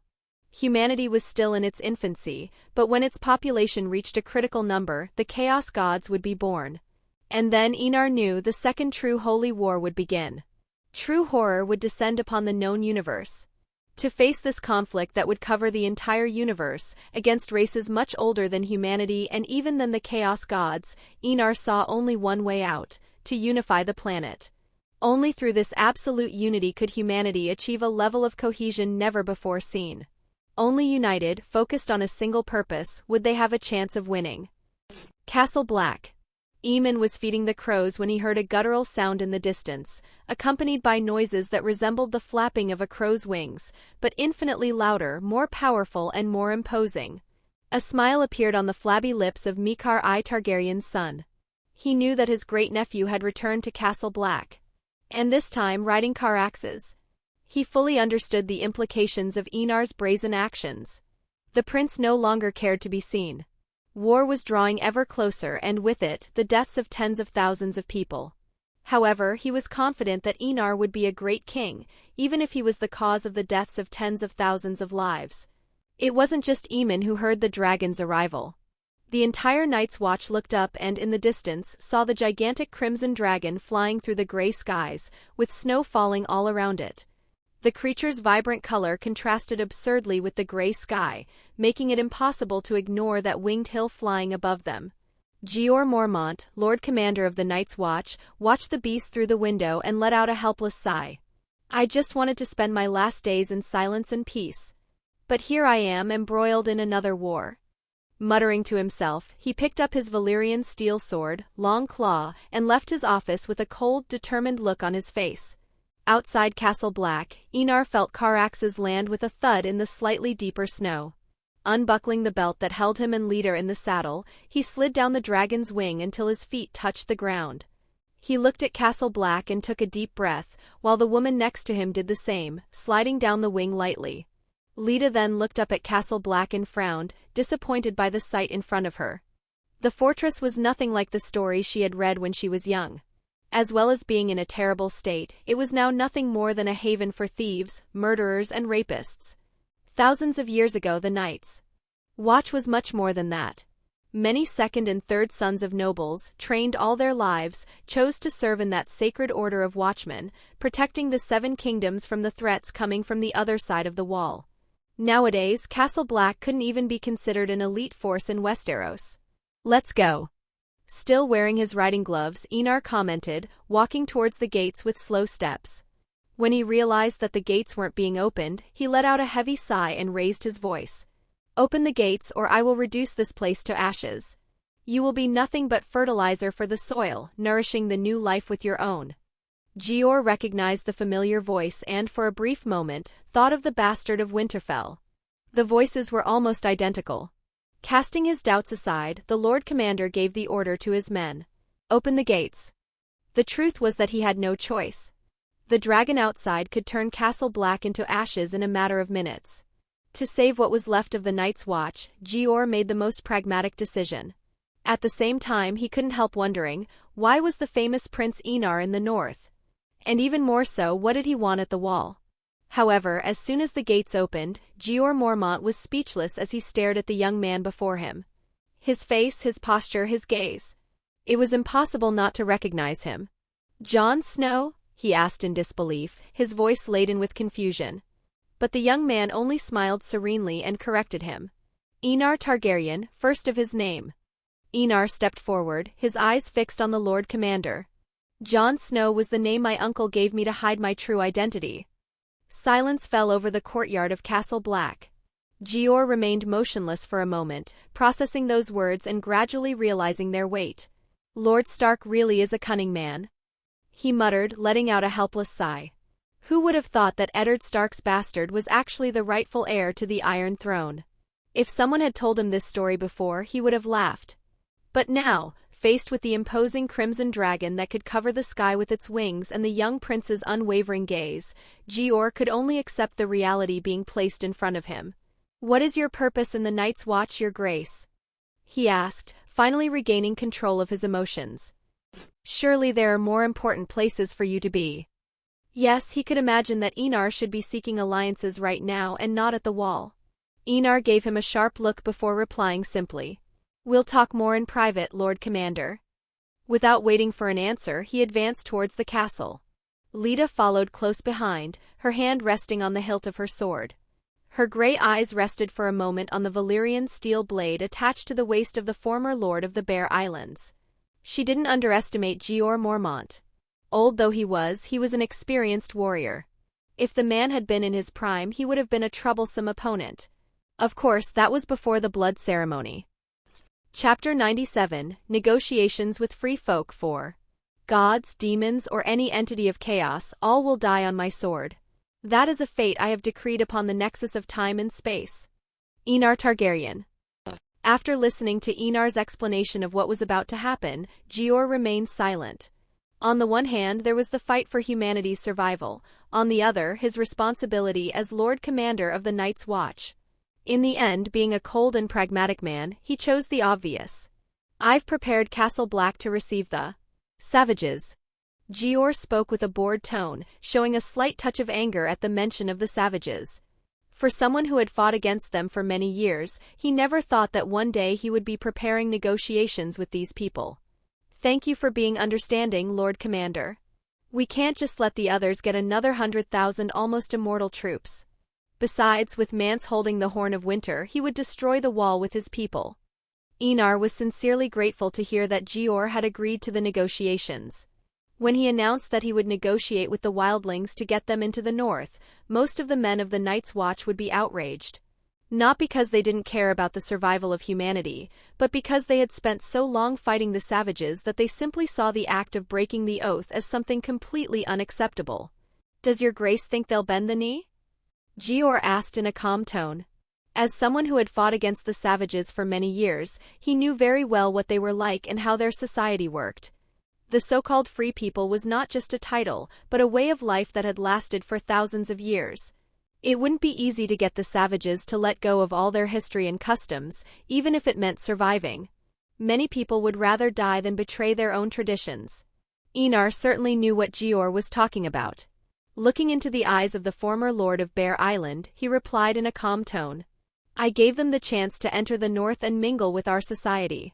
If they ignore my act of kindness, prepare to kill all the leaders of the tribes and Mance himself. It's better that they die by my hand than turn into white wanderers. Enar concluded, his voice cold and chilling. Jeor flashed an equally icy smile as he listened to the Targaryen prince's cruel words. He hoped that the wildlings really would refuse Enar's offer. He had long wanted to decimate those arrogant enemies. Your grace is truly a man of the north. Jeor commented with a satisfied tone, appreciating the prince's determination and ruthlessness. Kindness, although valuable, was not enough for a king. He needed to be cruel when necessary, especially against enemies. Enar rolled his eyes. He didn't think that being a decisive man had anything to do with growing up in the north, but he said nothing and remained silent. Looking away, he saw his great-uncle watching him with completely blind eyes. Obviously, the man wasn't taking the potions with rabbit blood. Our family is safe and reunited. Daenerys, Visenya, Rhaenys and Riella want to meet the old and powerful Aemon Targaryen. Enar said with an amused tone, noticing a smile appear on the old maester's lips. Jeor looked at the old maester and couldn't help but smile too. It had been a long time since he had seen Aemon laugh as innocently as he did at that moment. He knew that the man was happy to know that his family still cared about him. At the same time, the old lord of Bear Island couldn't help but miss his own family. By the way, Moonfire has bonded with Rhaenys. The two of them are inseparable partners. If it weren't for the dragon being too big to enter the room, the two of them would sleep together. Enar commented, making Aemon smile even more happily. Although he couldn't claim his own dragon, he was still pleased to see that beautiful silver creature with purple scales find a partner he could trust when the time was right. But Enar's next words made Aemon smile even more. Daenerys, your great-niece, emerged from the fire intact and with her 3 dragons. Balerion, a small black dragon with reddish scales. He's quite arrogant and undisciplined. Syrax, a golden female dragon, so silent you wouldn't hear her flying. And lastly Vermithor, a dragon with bronze scales and green eyes, the grumpiest of the brood. Aemon couldn't help thinking that this year of 294 was truly magical. So many things had happened that he felt he could finally die without worries. Knowing that House Targaryen was stronger than ever was comforting and, with Enar's efforts, he knew that the Targaryens would rule this entire planet for eternity, or until the universe was destroyed. At least that's what Enar had told him. Leda looked at the almost 100-year-old man with a curious gaze. After undergoing the baptism of blood, her king had told her that she could live for thousands of years without any difficulty. But living 100 years was still something she could never have imagined achieving in her lifetime. Thousands of years seemed too far away for her. At that moment, even a decade seemed like a long time, let alone thousands of years. Gior, Eamon, and Enar talked about many things, mainly about the coming war, not the war of men, but the war against the others. All three were worried about this, especially Enar, who wanted to kill the Night King as soon as possible, although he knew that this wish would not come true so quickly. The evil gods would not let the war end so easily. Both sides would invest divine powers like never before. It could be said that the Night King was no different from a demigod after receiving so much power from the cold god. However, Enar discovered that these gods of evil didn't perform the long night just to satiate their desire to kill and destroy. Like him, all the gods could sense the immaterium dimension, and they all felt the gestation of the chaos gods. Even though they were gods, the gods of evil didn't want other gods to be above them. So the gods of evil decided on something simple, to prevent humanity from spreading indiscriminately in order to avoid the birth of the gods of chaos. That was the reason humanity had never advanced. Just as they were about to advance to the next stage of society's evolution, the gods of evil began the long night. The gods of good, who were on humanity's side, fought their enemies tooth and nail, and the planet's current system of power was thus established. Enar didn't have to fight the long night, but also the gods of evil, and even though they were preventing the birth of the gods of chaos, he didn't agree with the method. He would be the emperor of mankind. How could he see his people being killed indiscriminately? If the gods dared to touch humanity during his reign, he would kill every god and goddess in that damned pantheon if he had to. He would do even worse than Kratos did when he destroyed Olympus. He would cleanse the world of these filthy divine existences. As for the gods of good, Enar didn't quite know what to do with them. They had helped humanity and preserved the last spark of civilization in all the long nights that had happened. Otherwise, humanity would still be in the Stone Age. Is there a problem, Your Grace? Eamon couldn't see, but Gior noticed the cold, thoughtful expression of the young prince who would become king if he won the civil war, which he thought was quite likely Enar would win the war and become king. It wasn't that he didn't have confidence in Robert, but after seeing the Crimson Dragon, he really doubted that the dragon could be killed. It was more likely that the king and all his allies would be killed instead. It's okay, I just thought of certain annoying faces I want to kill. Enar certainly couldn't say that he was preparing to kill gods. He didn't want his allies to be frightened by such a terrible and frightening fact in the eyes of all the people on the planet.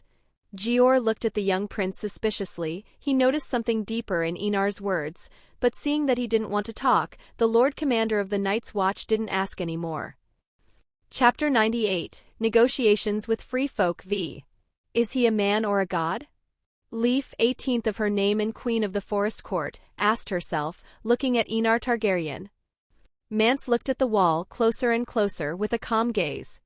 His brown eyes observed the dozens of leaders of the tribes of the free folk, including the last giants of the world known today.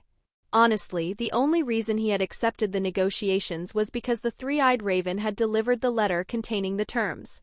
And he knew the negotiations wouldn't be easy or even smooth. Having personally seen the army of the living dead, he would give up his titles without any hesitation to survive what was to come, but the free folk were different. Many would rather die than bend the knee and betray ancient traditions. Behind Mance, miles away, hundreds of thousands of savages were camped out and slightly warmed up. Although the wall was indeed cold, in the far north it was 10 times worse. So much worse that a savage, even one with resistance to the cold, couldn't survive for more than a minute without clothes. The climate wasn't so severe, but with the arrival of the Night King, the far north became a place of death and cold. Not even the largest trees could survive. The sun's heat didn't seem to reach the far north, serving only to illuminate the day. Are you sure they want to negotiate, Mance? Speaking to Mance was a blonde, blue-eyed woman. Her beauty was almost legendary among the wildlings.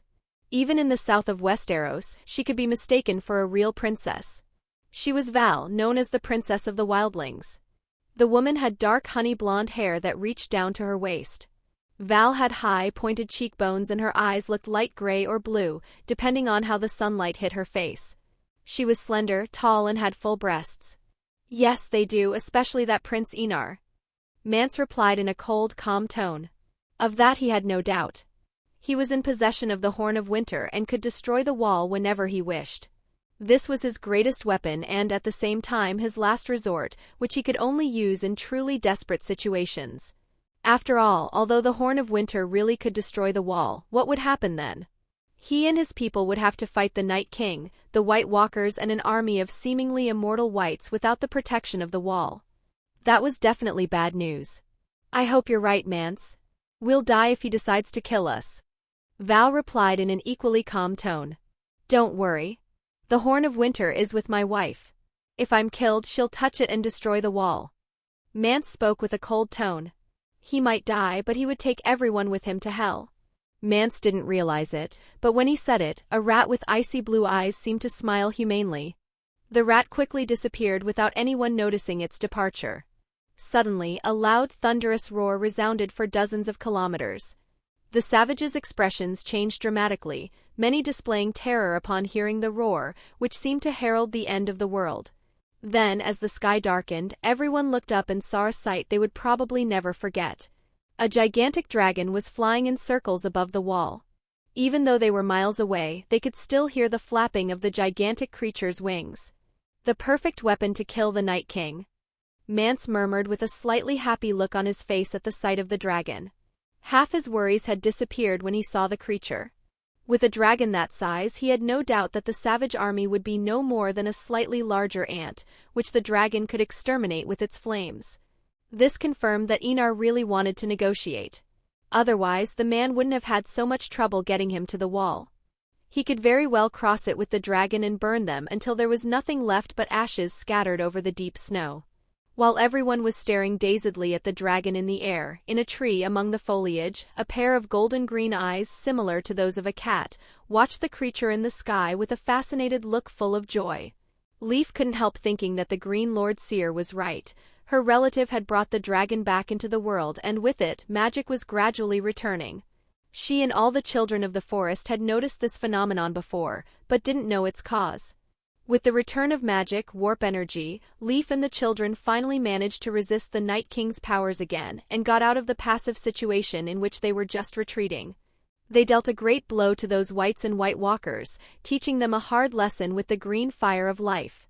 Unfortunately, the magic had not yet fully recovered, and they were unable to conjure up a meteor shower as they had done thousands of years ago. Although Leaf didn't believe that the meteor shower could really kill the Night King, she felt that he was incredibly strong, already entering a realm that no other mortal could reach. A being close to divinity. For this reason, Brinden ordered Leaf and all the children of the forest to bow before Enar to help him in the fight to come. Leaf, as leader of the children and current queen of the children of the forest, was not against the idea of kneeling, but before doing so she wanted to see the prince who was promised in person. And although she hadn't seen Enar yet, she could feel him even from miles away. There was no way not to feel that gigantic mass of chaotic magic overtaking the clouds. She estimated that even the Night King, thousands of kilometers away, could sense Prince Enar. Honestly, when she saw Enar's aura, she thought she was witnessing a god walking the earth again, after tens of thousands of years. It was such raw power that she couldn't help but want to get closer to Enar. As a being who felt close to magic, warp energy, being close to Enar was not unlike returning to the sea after so long. She estimated that the air around the prince was particularly pure. Leaf therefore had infinite expectations for her meeting with Prince Enar. "We're going to turn into dragon dung." Rattleshirt grumbled as he looked at the huge beast with a fearful gaze. "Stop shaking with fear, your bones are rattling." Next to the Bone Lord, a red-haired girl spoke with a sarcastic and fearless tone. "I'm not afraid. And watch your words, I'll cut out your tongue." Rattleshirt retorted to Ygritte's words with a slightly murderous tone. He hated being called by his nickname and especially a coward. Ygritte showed no fear in the face of the threat and approached Val, looking at Rattleshirt with a sarcastic look, as if asking if he would dare do anything near the wild princess. Seeing the two start to fight again, Val looked at them both with a cold stare, and that was enough to silence the two voracious warriors of the free folk. Her gaze returned to the dragon, which was now perched on top of the wall, its huge red body reminding her of blood, a very obvious color in the white environment she was in at the moment. Val didn't know how a human could tame a beast like that. Even the mightiest warg couldn't come close to controlling such a powerful and magnificent creature. At the same time, she couldn't help but marvel at the wall. It was the first time she had seen the grandeur of the monument that killed millions of people just for blocking the way south. The same gate that had imprisoned the free folk for over a millennium was once again blocking their only chance of survival. Yet the irony of fate was that they had to depend on the wall to fight the Night King's seemingly endless army. And she had to admit, needing the help of the object that had always imprisoned them was a more than cruel fact. If possible, Val wanted to destroy the wall with the Horn of Winter, but she knew it would be suicide. Chapter 99, Negotiations with Free Folk, 6. I want to have giant babies with her. Tormund after being defeated by Lita. Passing through the tunnel that led to Castle Black, Val noticed pairs of eyes staring at her with contempt and hostility. This didn't surprise her. If hatred could be easily forgotten, the world would have been at peace long ago. But hatred, like resentment, didn't disappear, it only grew stronger over time. The Free Folk and the Night's Watch could never be friends, they hated each other, even though there were exchanges on both sides. The closer he got to the end of the tunnel, the more blinding the light became, until he was through it and his vision gradually became accustomed to his surroundings again. When her eyes had adjusted, Val looked around and saw the members of the Night's Watch in elevated positions. They carried swords, but none wore bows, which eased her worries slightly. As for Castle Black, it was the first time she had seen such a large structure and, despite being in a terrible state, she still found the place majestic. She wondered if other castles were as big as the one she was in. However, her eyes soon settled on the chairs and tables set up in the center of the courtyard, obviously prepared for them. Then her blue gaze fell on the main table opposite the Free Folk. There, sitting in a larger and much more comfortable chair, was he. The color of his hair was something Val had never seen before, a mixture of gold and white, a very beautiful shade. His eyes were as striking as his hair, a shade of purple she had never seen on anything other than a cloth from a city called Myr, brought by Mance. As for his beauty, she had never seen a man, or rather a young man, so handsome. But she soon put these trivial thoughts aside when she saw him get up from his chair and walk over to them with a smile. "Your Grace, it is an honor to finally meet the king beyond the wall." When the young man said this, the members of the Night's Watch let out a few mocking words, but Val realized that the young man himself had spoken with due respect to the king of the Free Folk. "It is my honor to meet the father of dragons, Your Grace," Mance replied as they both greeted each other cordially. Enar nodded and motioned for everyone to sit down. "Food and wine have been prepared, you may eat at your leisure." Enar's gaze fell on the two giants with a helpless expression. "As we didn't have any chairs or tables big enough for them, they'll have to sit on the floor anyway." "Don't worry, as long as you serve them food and water, they'll feel that Your Grace is being cordial to them." Mance spoke in a calm tone. "Aren't the food and wine poisoned?" When Rattleshirt said this, silence hung around. All the eyes of the Night's Watch, including Gior's and Eamon's, showed expressions of anger. The law of the guest in Westeros was something sacred. Curiously, all the people who broke this ancient law died, almost like a punishment from the gods in the eyes of the people. Enar's smile remained the same. He took a glass of wine from the Free Folks' table and drank the entire contents without any hesitation. "Don't worry about poison or anything like that. If I wanted to kill you, you'd already be dead. I don't need to use shameful means." He spoke with a courteous tone, but the coldness in his words made Rattleshirt feel a chill run through his body. "I apologize for his words, we're very direct." Mance spoke, bringing the atmosphere back to calm, but anyone could sense that the place was more tense than before. Enar's gaze fixed on the giants, more specifically on the two standing in front of him, Mag Mar Tun Do Weg, known as Mag the Mighty, and One Weg One Dar One, known as One. Under everyone's surprised gazes, instead of the common tongue, Enar spoke in the language of the giants, a language as old as the true tongue, spoken by the children of the forest. "Welcome, great warriors. I am Enar Targaryen, king of the land you are in," Enar said to the two giants with a smile on his face as he handed them each a jug of wine. "Little man, friend of the giants." One was the first to speak. His voice was slurred and slow but incomparably powerful. He took the wine and drank without any hesitation. A single jug, which would have filled the glasses of 5 men, was emptied in one go. He had never drunk wine before, and when he tasted it, he found it incredibly delicious. The little man's drink is good. One commented with a loud laugh, which startled the night's watch. Mag also drank the wine and, like one, enjoyed the drink. Little man is the friend of giants. He repeated one's words, making Enar display a satisfied look. As for being called a little man, Enar didn't mind. At the moment, he really did consider himself a dwarf in the eyes of the giants, although that would change later. Your Grace can speak the language of the giants? Val exclaimed in shock. It wasn't just her, everyone, including the members of the Night's Watch, looked at Enar with surprised expressions. I can speak even the true tongue. Enar commented in an amused tone when he saw everyone's reaction. Seeing the past and learning from it was really quite a broken skill. There was no language in this world or in the future that he couldn't speak. At Enar's words, everyone looked at the young man and was speechless, but soon sat down in their respective positions. As we know, the Night King exists and controls the White Walkers, along with an army of practically immortal whites. Taking a seat, Enar spoke, making everyone focus on him. You are migrating south because of this, and you must pass through the wall. Enar continued. I can grant you passage, but on 2 conditions. Kneel before me, and Mance must give up his titles and bow, as must his people. As Enar finished speaking, a tall, red-haired man stood up, knocking on the table. I will never bow to a southerner, especially a boy who doesn't even have hair on his sack. Tormund shouted loudly, and everyone heard his words clearly. Lita, make Lord Tormund learn to keep quiet and wait for the others to finish. Enar ordered with a smile as he watched the show unfold before him. Tormund was surprised to see a delicate girl wearing white armor and wielding a sword. Noticing her intentions, he laughed out loud and spoke arrogantly. Do you think a pretty little girl wearing metal armor is going to intimidate me? I am Tormund, Mead King of Ruddy Hall, Speaker of the Gods and Father of Armies. He stood up from his chair and walked towards Lita with his impressive height of 2 meters. However, as soon as he had finished speaking, he felt the world spin and, in an instant, the sky appeared in his vision while a stabbing pain ran through his legs, almost as if they were broken. One of the Free Folk's greatest warriors had gone down without even being able to hit the enemy, or even see how she had moved.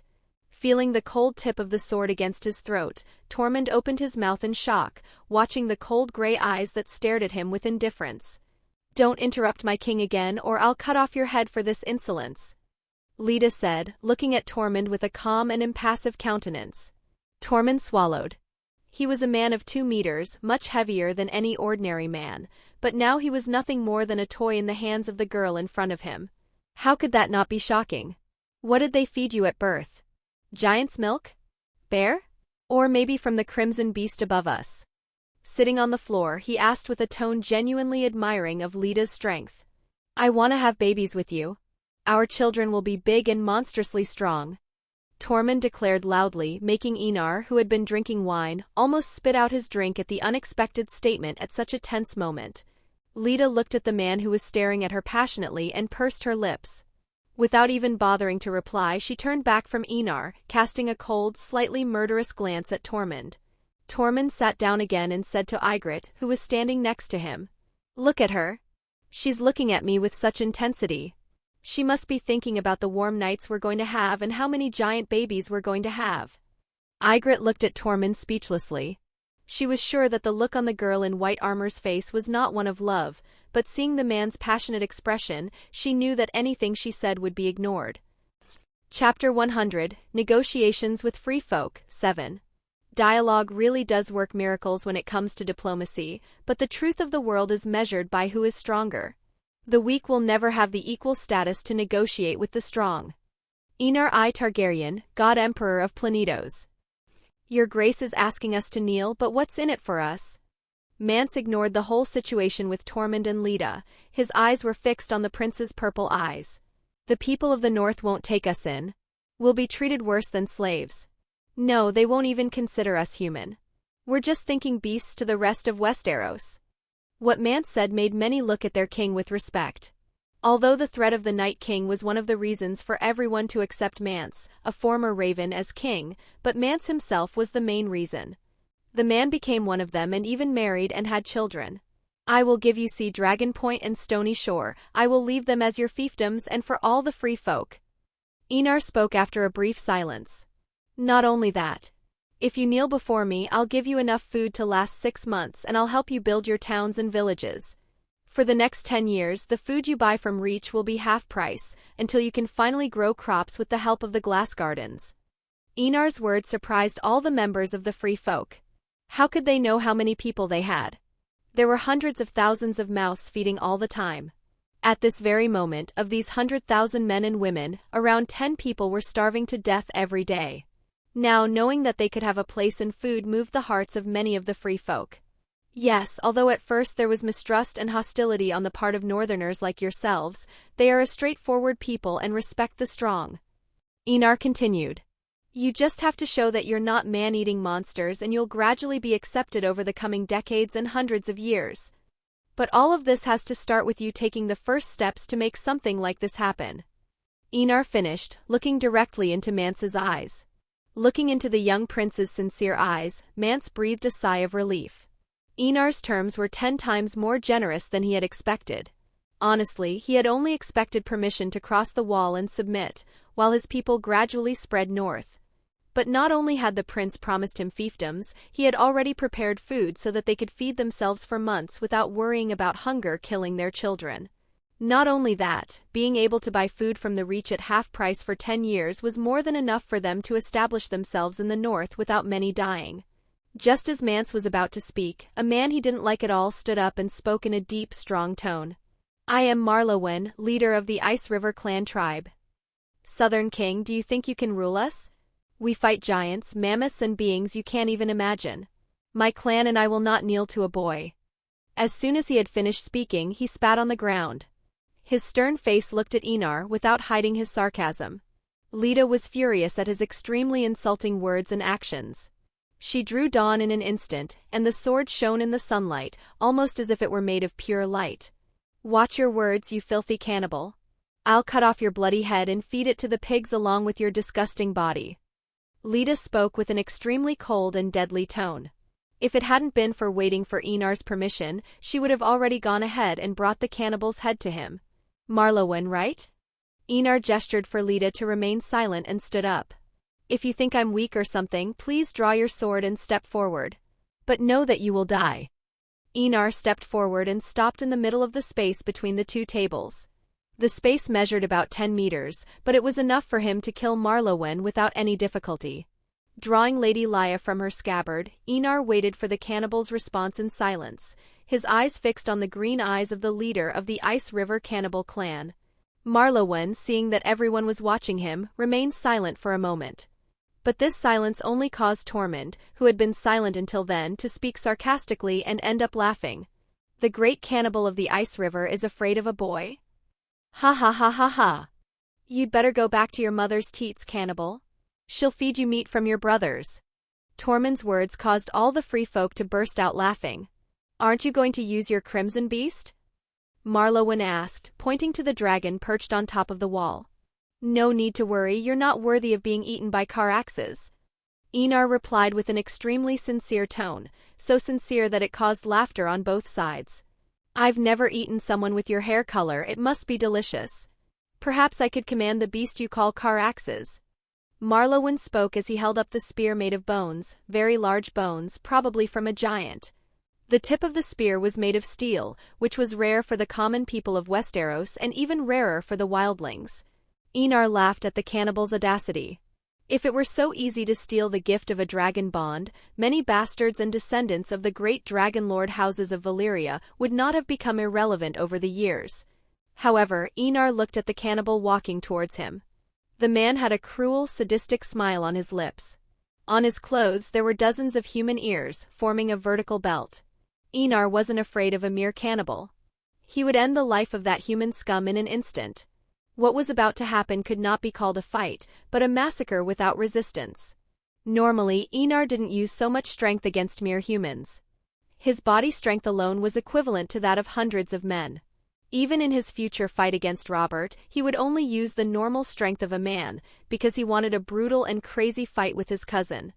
But Marlowen naturally wouldn't have the privilege of such a protracted and epic fight. Enar needed to show his strength more than ever at that moment. Clenching Lady Lya's fist tightly, Enar stepped forward and, under everyone's shocked gazes, his body accelerated at incredible speed. Marlowen didn't even manage to defend himself before his left leg separated from his body.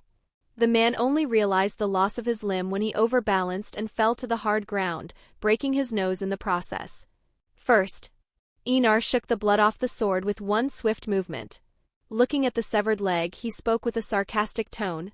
"Don't run so fast, it's dangerous. You could fall." "You bastard!"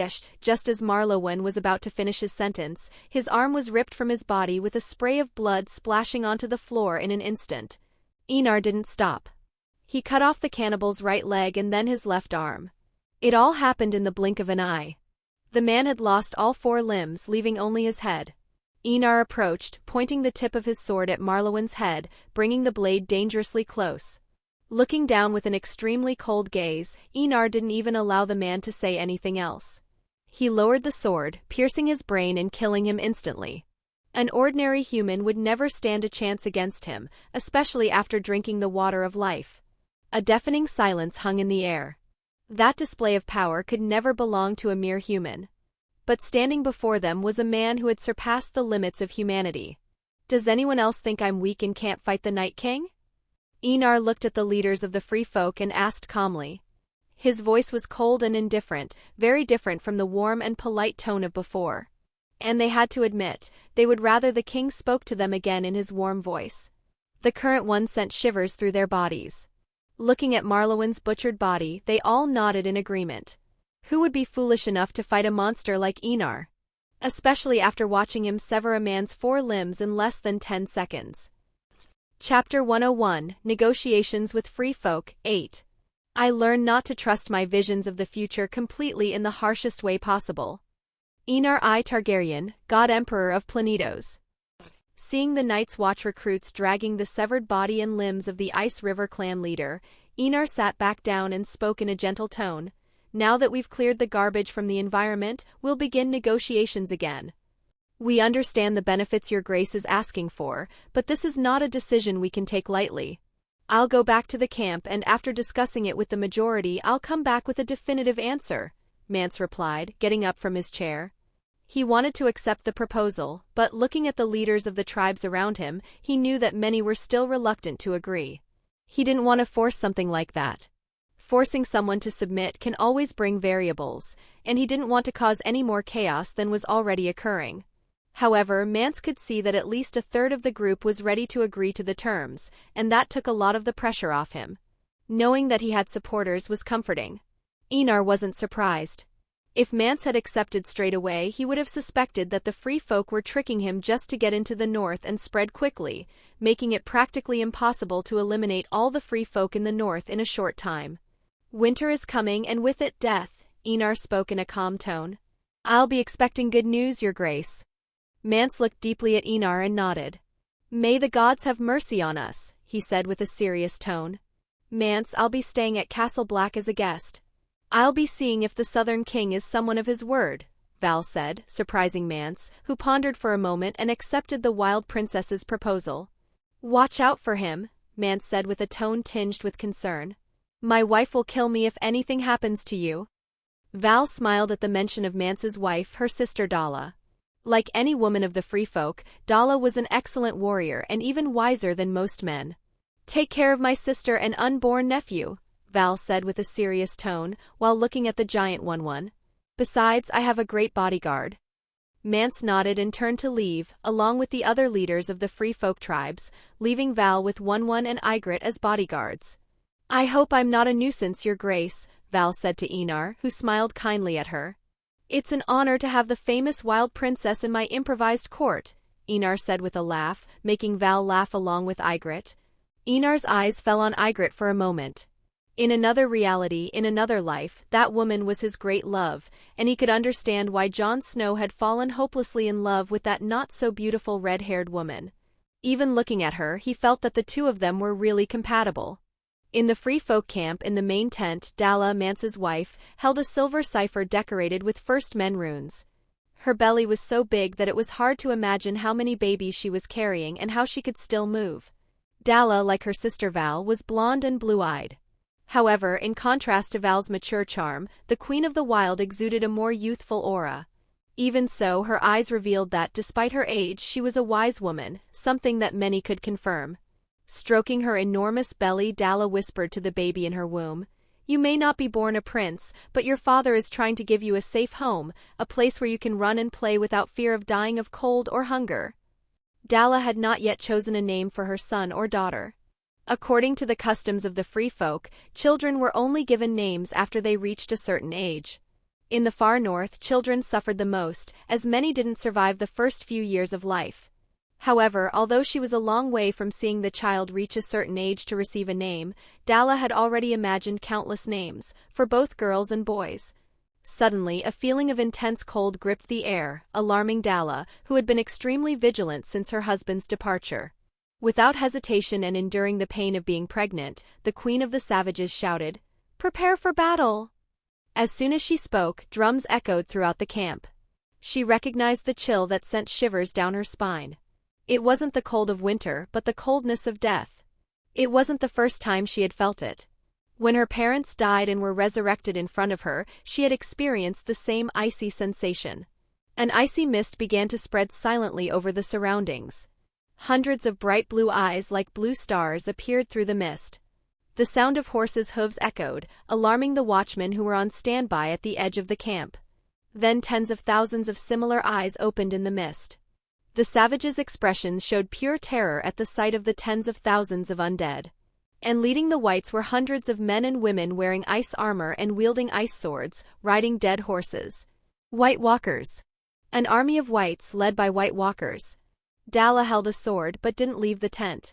She had a more important task than fighting, protecting the Horn of Winter. She knew exactly why the Night King had ordered the attack so close to the wall, where his powers were weakest. He had discovered that the Horn of Winter was in her possession. In the sky, a three-eyed raven was watching the army of whites led by 100 White Walkers, looking stern and full of concern. At that moment he felt that he was having trouble seeing scenes from the future, as if he was being interfered with by something. Separating another raven from himself, Brinden Rivers, the three-eyed raven, controlled the animal and sent it to deliver a message to Enar on the wall. At the same time, he used the three-eyed raven's body and performed magic again, something he had never thought he would do again. White branches emerged from the hard, frozen ground, wrapping themselves around dozens of whites, strangling them and separating their heads from their bodies.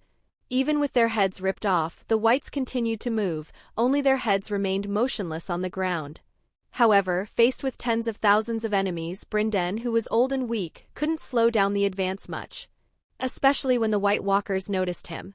One of them condensed a spear of ice in his hand and threw it into the air. The spear tore through the wind with an intensity reminiscent of that of a scorpion, showing just how strong a White Walker was. Brinden dodged the ice spear and gave up trying to stop the Whites' army. He focused only on the White Walkers and just prayed that Enar would arrive quickly with car axes and incinerate all these enemies right then and there. While Brinden was fighting the White Walkers, uncontrolled brutality was unfolding when the Whites collided head-on with the Free Folk army. The horde of Whites, who were afraid of nothing, including pain, advanced uncontrollably against the savages. The first encounter between them was brutal, to say the least.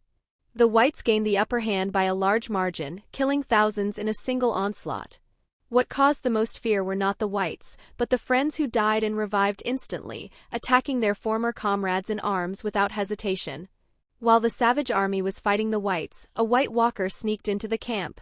On his shoulder, a half-decomposed rat pointed towards the main tent.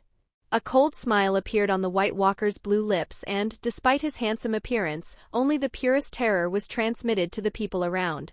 Any men who tried to stop him were easily killed. A second attack wasn't even necessary. They usually died at the first blow, and those who survived were unable to get up and fight again. A boy no older than 11 saw the White Walker and didn't hesitate to attack with his spear. His parents had been killed in front of him by a White Walker. There was only hatred in his eyes. "Arg!" The boy shouted to gain momentum and courage, but faced with the monstrosity that was a White Walker, his struggle seemed futile. The White Walker cut the boy in half, scattering his guts in the surrounding snow. He seemed to still be alive for long seconds, with tears in his eyes, watching the figure who had killed his parents walk away from him. Chapter 102, The White Walker's Eye.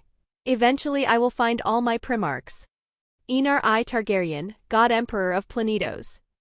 As Aenar was preparing to return to his quarters, he raised his head and looked towards the north, his eyebrows heavily furrowed. He felt that the world around him was completely separate from the other dimensions. Endless layers of space superimposed on each other formed a dome that interfered with his prescience. Aenar stopped his steps and released the energy of the immaterium dimension inside his body. The brutal energy tore through the fabric of reality itself at atomic levels and ripped a huge hole in the dome that separated him from the immaterium dimension. Normal people couldn't see it, but he could personally see the huge hole in the sky, which, however, was gradually closing.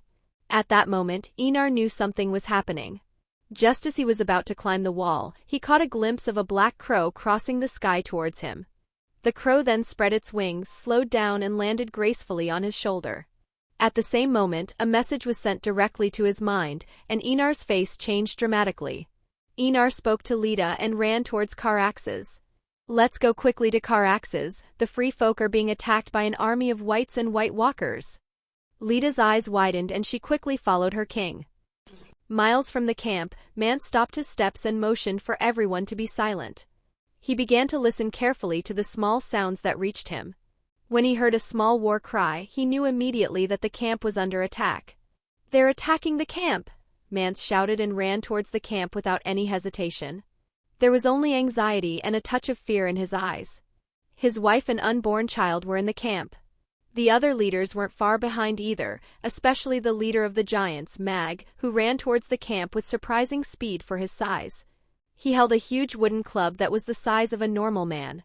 While Mance was advancing at full speed towards the battlefield with all the leaders of the free folk tribes in the camp, Della was facing the biggest threat she had faced so far in her life. Della could hear the terrified screams outside the tent, and along with the screams of terror, a feeling of cold that was getting closer and closer, showing that the White Walker was getting closer and closer to her and her tent. Then, under Della's calm eyes, the being broke through the layer of fabric at the entrance and entered the tent, making the place even colder than outside. Della shivered at the cold that surrounded her, as if it would swallow her up at any moment. "Oh, beautiful queen, you will die by my cold hands, and I will use your body and that of your unborn child as a slave." The White Walker's voice was like the crackling of ice on a winter lake to Della's ears. Obviously, she hadn't understood what he had said, but she could make out the meaning of his words from the gestures the White Walker made as he spoke. Without any hesitation, she knocked over the pedestals containing the hot coals, causing a fire all around. "Mortal fire may work on whites, but not on us, Queen of the Wild." The White Walker spoke with a sadistic smile outlining his thin, graceful lips.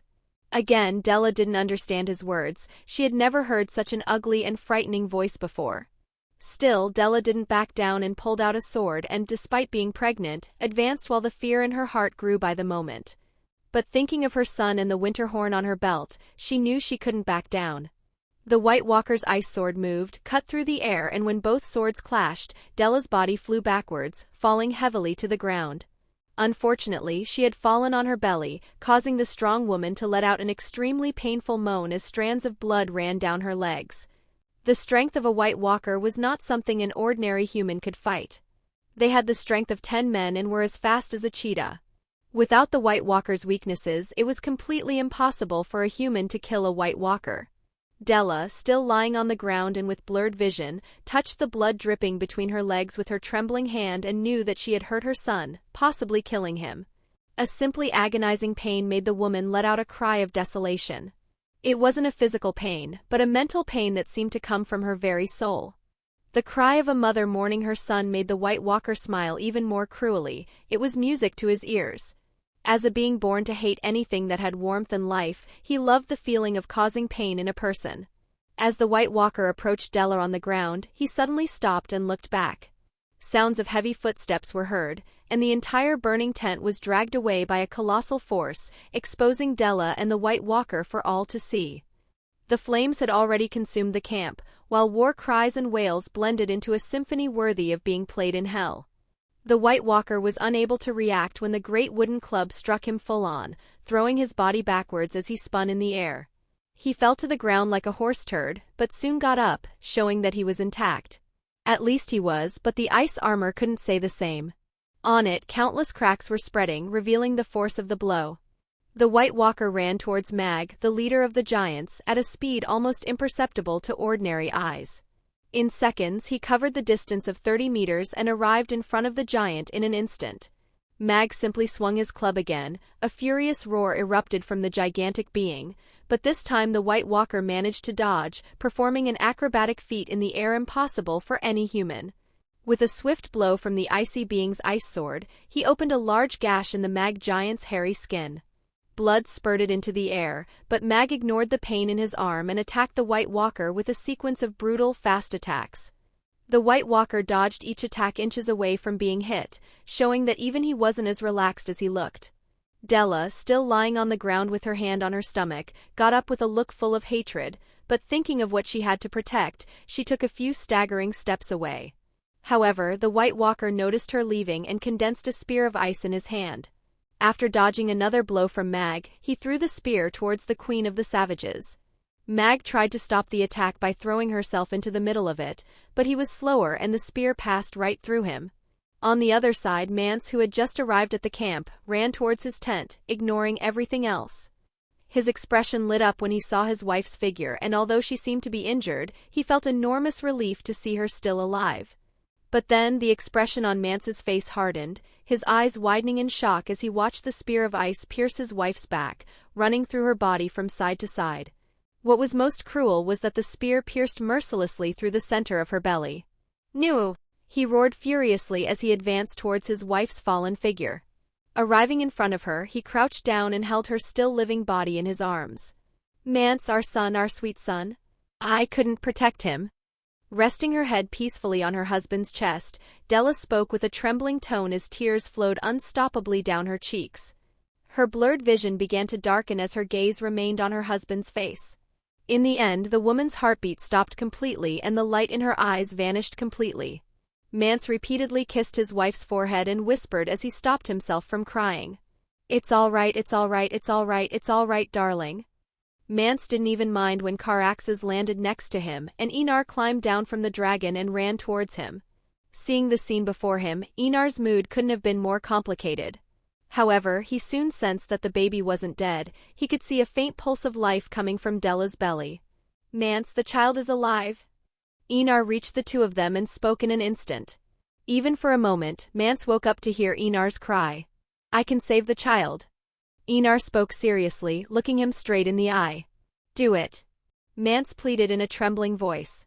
Hearing this, Enar didn't hesitate. He removed the spear from Della's belly and opened her belly with a swift movement of the dagger given by Mance.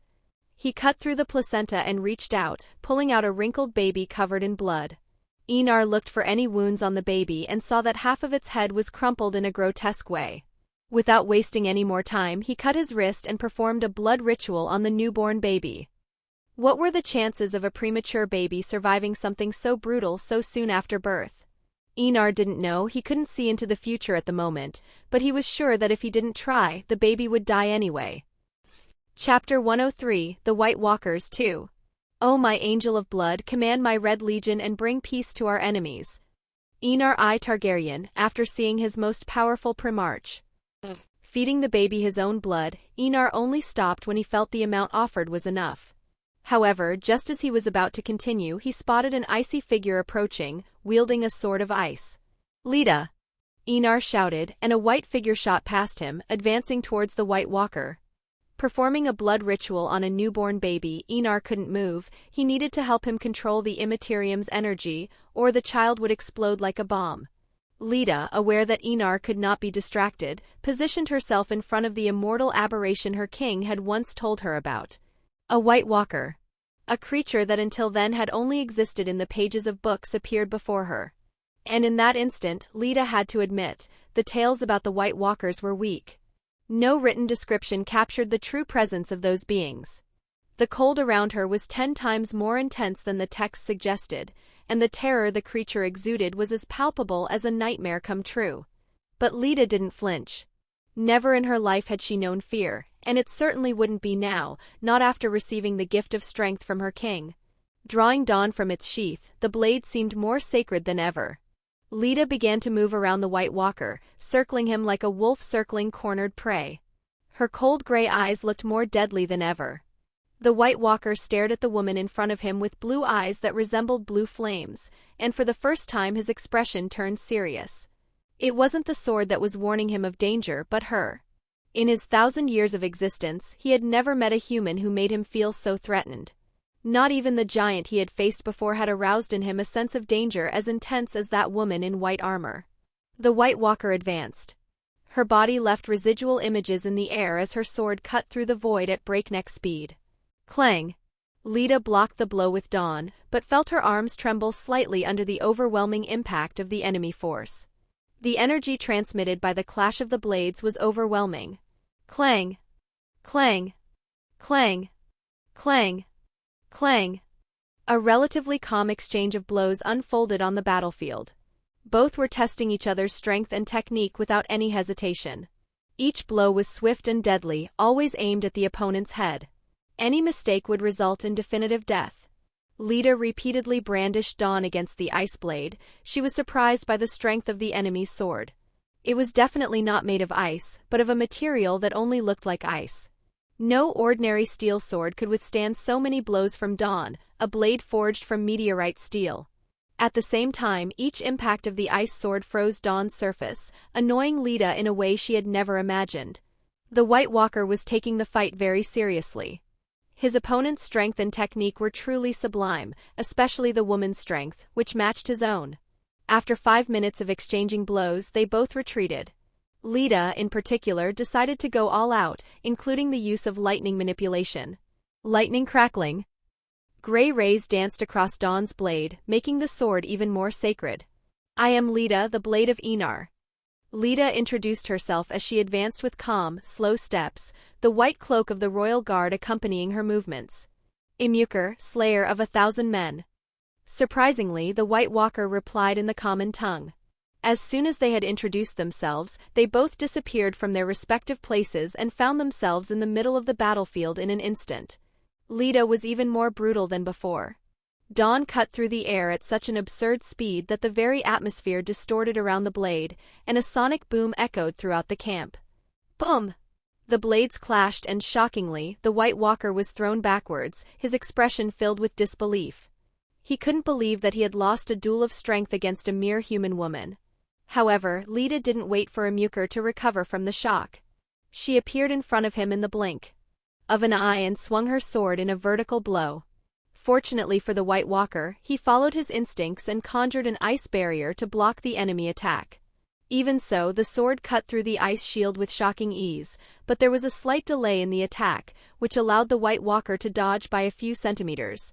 You dodged that, Lita commented with a dissatisfied tone. She wasn't dissatisfied that her enemy had escaped, but that she hadn't managed to kill him. All because she hadn't yet completed the blood ritual transformation and wasn't at the peak that Enar had predicted for her. Lightning crackling. Perhaps sensing her dissatisfaction, the gray rays seemed to feed on her anger, becoming even more powerful. They now covered her entire sword and a large part of her arm. Lita unexpectedly felt her reflexes were even better than before. Her reaction speed and strength had also increased. It was then that she understood, only through battle and the flames of war could she become stronger. Only a perfectly forged sword could be a good sword. And she was determined to be the best sword in Enar. Die! Lita whispered as she advanced towards the White Walker. Imukar only saw a flash of gray lightning cross his vision like a fleeting image, almost imperceptible even to his eyes. Then, under his wide-eyed gaze, Lita's blade sliced through his body from shoulder to abdomen. In an instant, the White Walker crumbled into small stones of ice that fell to the ground. At the sight of her enemy's death, Lita felt an infinite pleasure run through her body. However, controlling her emotions, she let out a warm sigh, charged with a fiery aura. Without wasting any time, she turned back to the king, where she found him holding a cocoon of blood, a sight that reminded her of her own blood ritual. According to Enar's description, his blood had transformed into a cocoon around her, allowing her, like a butterfly, to emerge as something other than a mere human. She now possessed superhuman strength and abilities. Enar looked at the cocoon in his hands and let out a sigh of relief. The most dangerous part had passed and the child had survived. Even so, he felt that the transformation the baby was going through was not something ordinary. Because of his blood, the baby had a unique connection to the immaterium dimension.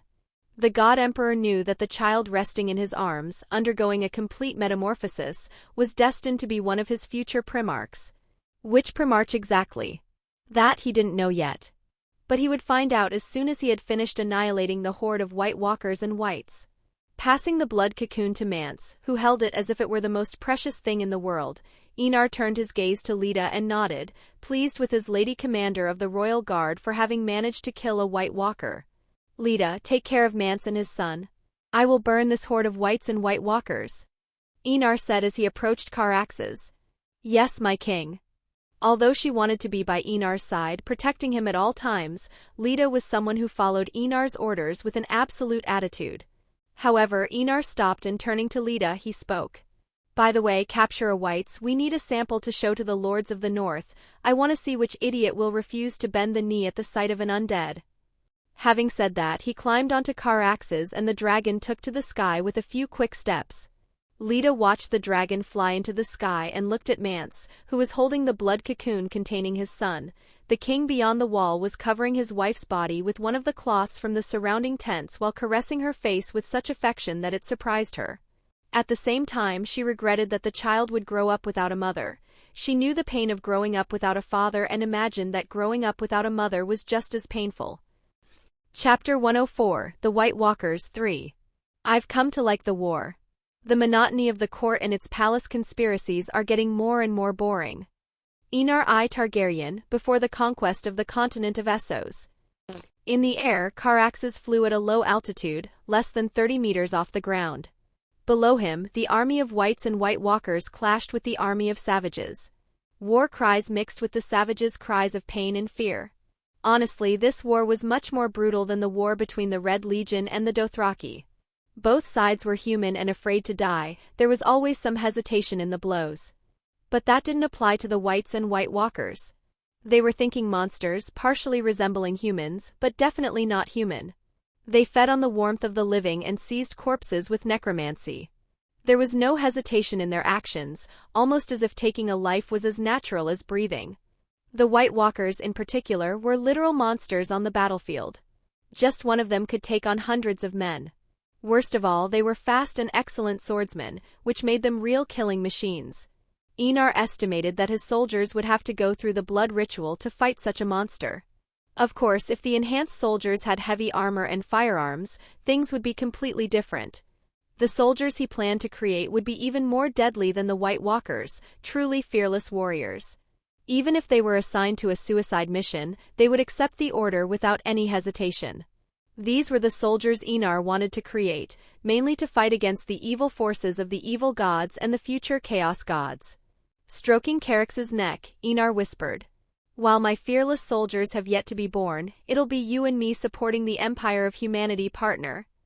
Let's put on a show for the free folk and bring them hope." Dracarys. In a mere instant, a loud, grandiose roar rang out across the battlefield sky. The gigantic crimson creature flew low and spat out red flames. The flames descended from the sky and hit the ground, literally creating a sea of fire. All the Whites that came into contact with the red flames were reduced to ashes without any difficulty. A long, straight curtain of fire, 100 meters long, appeared on the battlefield. The snow mixed with the ashes of the Whites, creating something truly incredible to behold. Enar didn't focus on the Whites. He just helped the free folk reorganize to defend their position while he prepared to deal with the real problem, the White Walkers. These beings were quite problematic, especially with the current number of hundreds of them on the battlefield. They all knew how to conjure ice magic and necromancy, which was the real problem. "Perseus," Enar whispered and held out his hand. He seemed to be holding an imaginary bow and pulled the bowstring. Surprisingly, a fiery arrow formed between his fingers. The arrow seemed to be made of pure fire, it burned as expected and looked especially frightening. Taking aim at a White Walker, Enar held his breath and released the arrow, which shot out like a bullet, tearing through the air at subsonic speeds and hitting the enemy directly in the chest. The fiery arrow pierced the icy being's armor and, in the next second, the arrow simply exploded. The White Walker became ice rubble in an instant. Enar didn't stop. While Caraxes burned everything in front of him, he conjured fire magic and killed them one by one.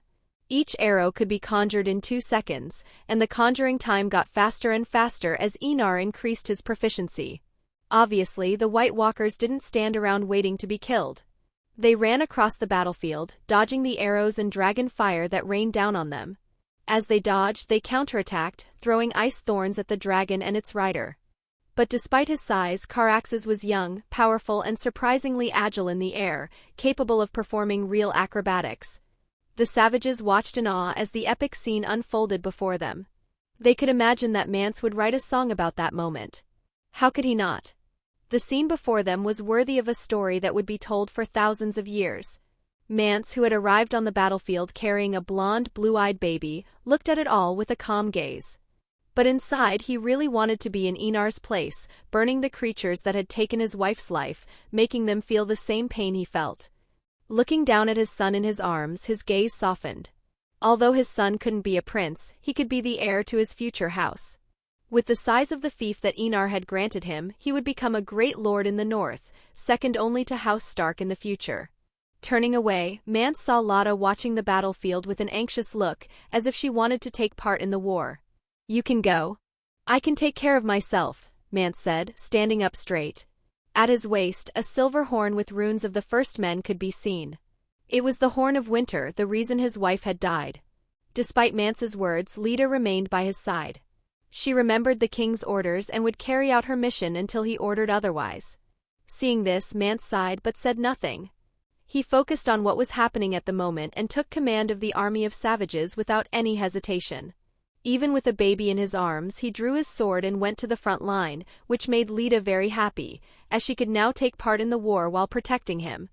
Brinden, who controlled the three-eyed raven, watched as the battlefield gradually shifted to the side of humanity and sighed with relief. He really couldn't hold out much longer. He was old and about to die, unable to use much of the weirwood's power. However, when he saw Enar performing fire and blood magic, he realized that the boy had seen things from the past and learned a lot. But he needed to warn the young king not to spend too much time in the past. The Valyrian dragon gods might be dead in the present, but they weren't in the past. If Enar returned to the past too often, he would be felt by those gods, and that was definitely not a good thing. Especially for people like him, who could project their consciousness into the past. It wasn't at all difficult for a god to capture his projection and enslave it. This wasn't scaremongering, it had already happened to other green seers. Gods could be incredibly powerful when they were backed by the infinite power of faith. Suddenly, when Brinden felt he was about to lose control of the three-eyed raven, a new wave of magic filled him. He looked up at Enar atop the dragon and was shocked to see him pointing at him. Secretly admiring the young king's superb control of magic, Brinden bravely advanced against the White Walkers. He felt 18 again, full of strength and youth, the same young man who had fought for the hand of his half-sister Shurera Seastar. Remembering that incredible woman, Brinden couldn't help but speed up his magical attacks even more. And unlike before, he now had magic to abuse. Rise! Shockingly, 30 treemen sprang from the ground and stood an impressive 15 meters tall. They moved slowly, but their blows with the roots were not slow at all. Enar couldn't help but smile with excitement. He felt like he was in Narnia, fighting the White Witch. All that was missing was a talking divine lion. Remembering that the god of many faces was called the Night Lion, Enar smiled mischievously. He wished the god were there, maybe he could get a lion carpet to decorate his throne. Sensing Enar's excitement, Caraxes was also extremely happy. They both seemed born for war. Only by fighting could they feel the true pleasure of war. The Crimson Dragon unleashed flames even more violently than before, his flames making the snow melt and the earth scorch. The White Walkers and Whites were the ones to suffer. Especially the White Walkers. No matter how fast they were, they could never be faster than a flying dragon, so Caraxes practically became their worst nightmare, reducing them to ashes and killing them almost instantly. Even ice shields couldn't last more than half a second in the face of flames capable of melting rock. Chapter 105, The White Walkers 4. For down 16 to go. When all my Primarchs are born, the universe will know humanity for the first time with my 20 legions of Adeptus Astartes. Enar I Targaryen, looking at Sanguinius. With a thud, Caraxes landed on the ground.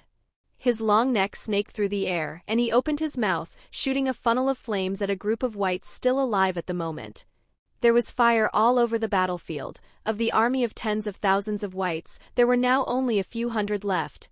Enar didn't know if he had killed all the White Walkers, but he was sure he had eliminated most of them. Which, in all honesty, was a great victory. Depriving the Night King of his necromancers was something very valuable, almost 100 dead White Walkers, a feat he hadn't expected to accomplish before the war against the Night King. Suddenly, Enar looked towards the far north. His eyes shone brightly. The dome that prevented him from communicating with the nexus of time and space and the warp dimension had disappeared, or rather had been broken. Looking up, he saw that the color red had advanced a little against the color blue.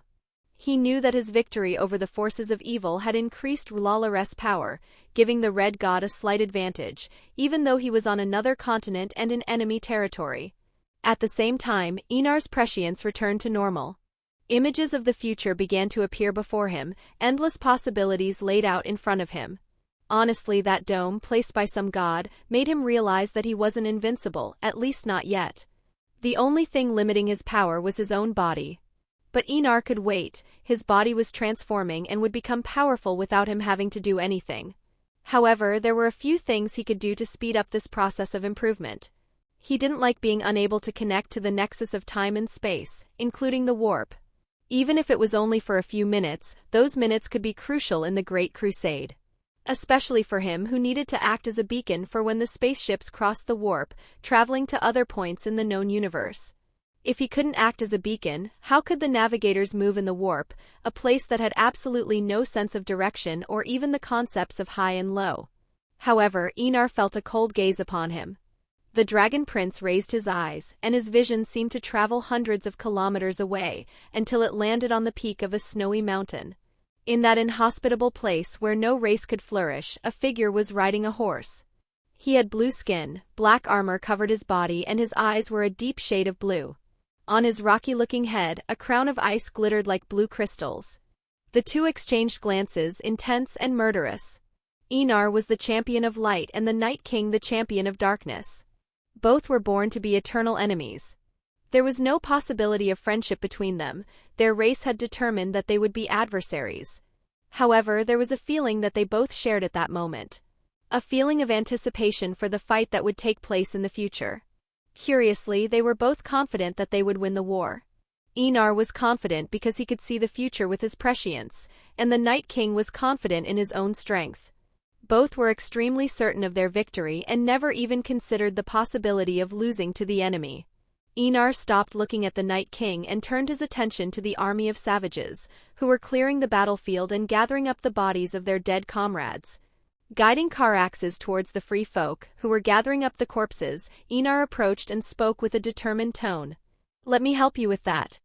Mance, who was about to set fire to the dead, was surprised for a moment, but lowered his torch and gestured for Enar to continue. Enar spoke in a gentle tone. "Dracarys." Caraxes didn't hesitate. He opened his mouth and unleashed a jet of red flames onto the corpses.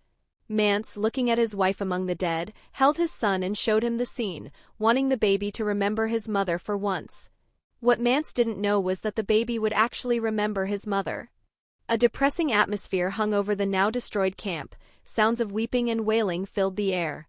Widows, sons, daughters, brothers, mothers and fathers had all lost someone. Even though the death toll had not yet been counted, Enar could see that at least 30,000 people had died in the attack. Most of them were men who had fought. Enar let out a sigh. He wished he had foreseen the attack with his prescience to prevent so many deaths, but fate was cruel and didn't care about mortals. Descending from Caraxes, Enar walked up to Mance and placed his hand on the king beyond the wall's shoulder, a silent gesture of comfort and mourning. He never wanted to feel what Mance was feeling at that moment. Just imagining his wives dying gave him an uncontrollable urge to destroy everything. "What's the baby's name, Mance?"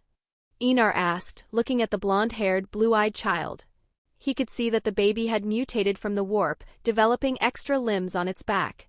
It wasn't noticeable at the moment, but it would become obvious as the child grew. I ask that your grace appoint him. Mance looked at his son with a gentle gaze and spoke with a determined tone. Enar didn't hesitate to reply. Sanguinius. The Primarchs were important. They were the generals who would lead his 20 legions. He currently had 4, including Sanguinius, who was still a baby. Note: Titus, Sigismund, Macoro, Vulcan, and Sanguinius. They would be demigods, immortal beings, and the warriors most loyal to him, and in some ways more his children than his own blood children. Not that his sons and daughters would be weak. On the contrary, they would be extremely powerful, but Enar would never share his power with them. It wasn't out of selfishness or reluctance to give up his power.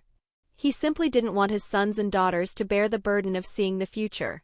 Enar knew well that the prescients changed a person. If they could change something for the better, they would. But with the chaos gods on the prowl, any good intention could easily be twisted.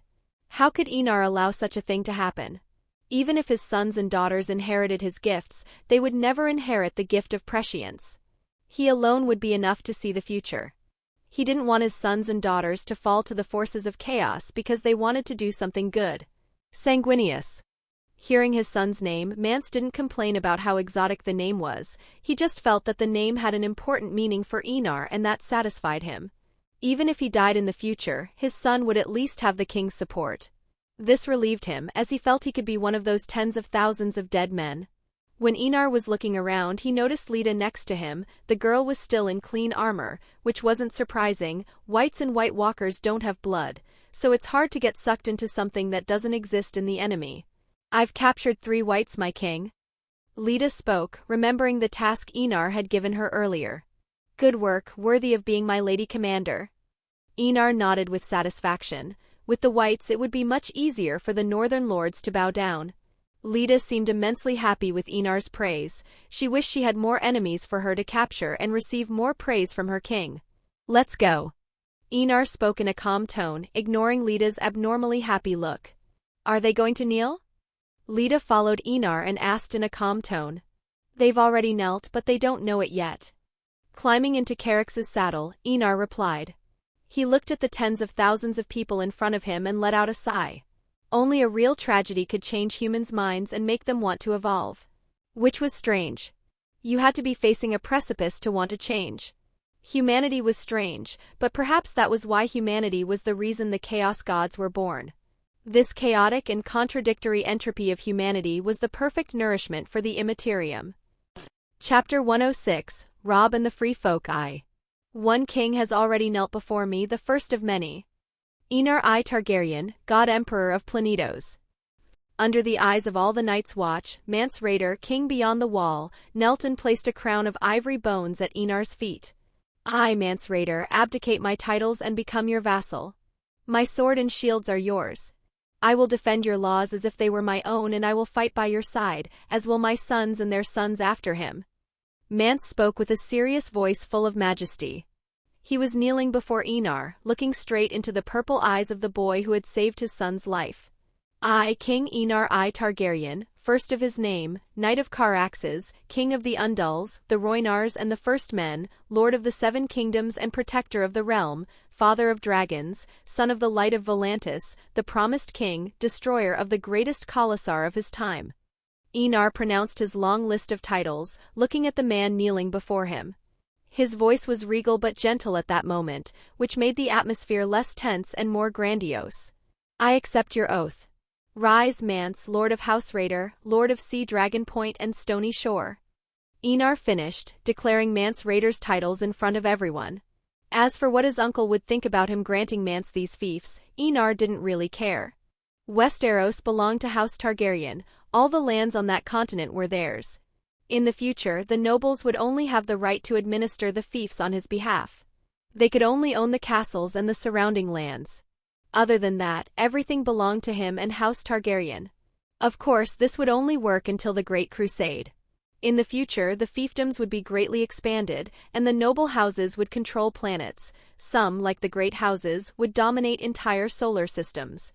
The noble houses of Planetos would spread across the galaxy, while Planetos would become the center of the Imperium. But that was for the future. In the present, Enar was about to begin his reconquest. At Enar's words, Mance stood up and greeted him like a vassal. "Your Grace." "Lord Mance." The two exchanged greetings. Enar didn't treat Mance with contempt or as someone less important. After all, the man had once been a king, and the status of king was not to be despised, as it was the source of his political power. The heir to Winterfell, Robb of House Stark, will arrive at Castle Black in a few days. He will act as representative of House Stark, and you will bow to him again. Only after that will you be recognized as a Lord of the North. Enar commented with a smile, and despite the pain of losing loved ones, the leaders of the free folk seemed more relaxed and even smiled. They had a home and could finally live as they should. Val, holding her nephew, looked at her sister's son and couldn't help but hug the child a little tighter. She never imagined that the last time she saw Della would actually be the last time she would see her sister's sweet smile and gentle gaze.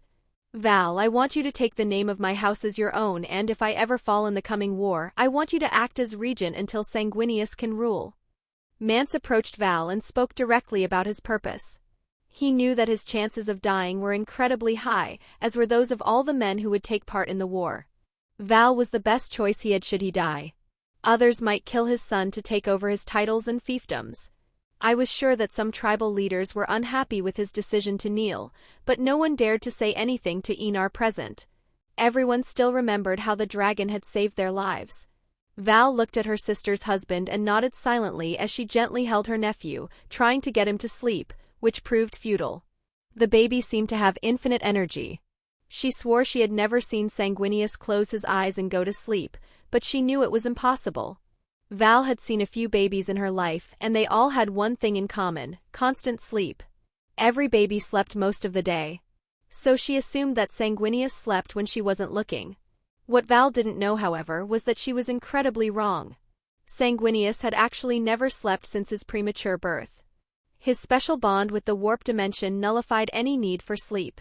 This wasn't a problem at the moment, but as the little Primarch grew up, he would become more and more distanced from humanity until he finally reached his peak. "Hello, beautiful lady." Near Enar, Tormund greeted Leda with a big smile on his face, without hiding the flirtation in his words. Leda suppressed the irritation that was growing in her heart and stopped herself from cutting off the head of that savage who couldn't recognize the word no. She had never met such an irritating man in her entire life. And she was born in Dorne, the home of the most lustful men in the Seven Kingdoms. Even the most inconvenient Dornish man wouldn't come close to the level of irritation that Tormund caused him. The idiot constantly talked about the giant babies they would have and the endless nights of passion. Just imagining it made Leda feel a wave of revulsion. She was a bloody sword, not a woman. Enar watched the spectacle between Leda and Tormund with great interest. Of course, he knew that Tormund would never have a chance with Leda. Not because the woman was too proud, but because she valued the oaths of the royal guard above her own life. In Leda's mind, she was a sword and nothing more. Only protecting and serving Enar for all eternity could bring a smile to the lips of House Dane's Sword of the Morning. Apart from that, Enar really doubted that Tormund could even get her to look at him with the slightest bit of kindness. However, it was very interesting to see Tormund try, and Enar had to admit, the red-haired man certainly had guts. Few men were interested in someone stronger than themselves. Fixing his eyes on his great-uncle Eamon, Enar knew that the old man wanted to ask what was next. "What are we going to do, Your Grace?" Because they were in a place full of strangers, Eamon addressed Enar formally, not as a family member. "I'm staying at Castle Black until the Lords of the North arrive at Winterfell. While I'm here, I'll order all the checkpoints as well as Castle Black to be refurbished for the war to come." Enar commented in a calm tone, while observing the deplorable state of the fortress. Although the wall was a great help, he knew that the gigantic ice wall's days were numbered. It was inevitable, the wall would fall and with it, humanity's first line of defense. It wasn't that the wall wasn't strong, but the power of mortals couldn't compare to that of the gods. On a normal long night, the gods wouldn't intervene, but this was no normal long night. All the evil gods were personally involved in this war. No one wanted to see humanity grow, as this would allow the birth of the Chaos Gods, something completely unacceptable to the evil gods, who did not wish for the existence of beings stronger than themselves. So the wall would fall one way or another. Nothing could stop the war that was to come. That's why Castle Black and the other Night's Watch checkpoints, such as the Shadow Tower and Eastwatch by the Sea, needed to be reinforced and refurbished for when the wall collapsed. I'll send a raven to Commanders Sir Dennis Mallister and Cotter Pike. Eamon nodded and walked away with his aging body. The man wanted to help as much as he could without any rest. Enar wanted him to rest, but he knew that Eamon wanted to give his all before what was to come. Perhaps that was the only thing he could do, since he was no longer fit to hold a blade. Honestly, Enar wanted Eamon to go through the blood ritual, but he was uncertain about the old man's survival. Eamon was so fragile that even a small amount of energy could cause irreparable damage. Nevertheless, Enar decided to try. He would talk to Eamon, and if the man wanted to, he would do anything to help him. Chapter 107, Robb and the Free Folk 2. The world really is full of surprises. Robb Stark watching the giant. Robb couldn't help but take a deep breath at the sight of the gigantic wall. He had heard the stories, but seeing it in person was something completely different. Just imagining that his ancestor had built such a masterpiece was enough to fill the heir to Winterfell with pride. Incredible. I want to see the view from the top.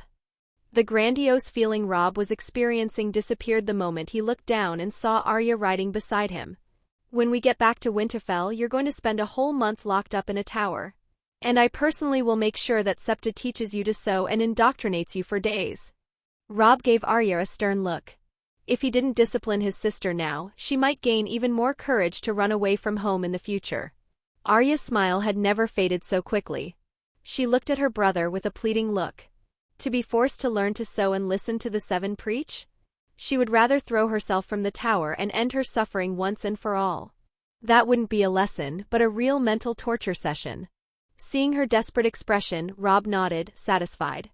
He just wanted to make sure that Arya understood that running away from home was not an option, especially for a girl. Arya, never run away from home again. This world isn't kind to girls. He stroked his sister's hair and spoke in a gentle tone. How many times had he seen his father cut off the heads of rapists? Dozens of times. Just imagining something like that happening to Arya made his mood darken. Arya nodded, but it was clear from the look on her face that she wasn't convinced by her brother's words. She was not a helpless lady, and she knew how to protect herself with the needle, the gift Enar had given her. She had trained in hiding and was confident that, at the slightest opportunity, she could kill a man.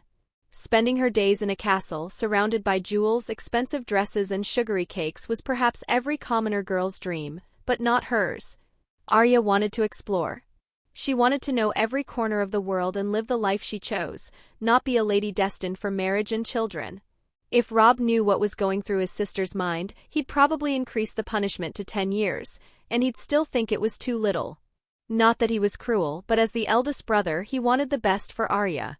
He wanted her to have a worthy destiny, a good husband, beautiful children, and, in the end, a happy life. That was his sincere wish for all his siblings. Putting these thoughts aside, Robb focused on the gates of Castle Black, which were already open to welcome them. Waiting for them was an old man, too old for him to guess. But when he noticed the maester's necklace around his neck, Robb could assume that it was the maester of Castle Black.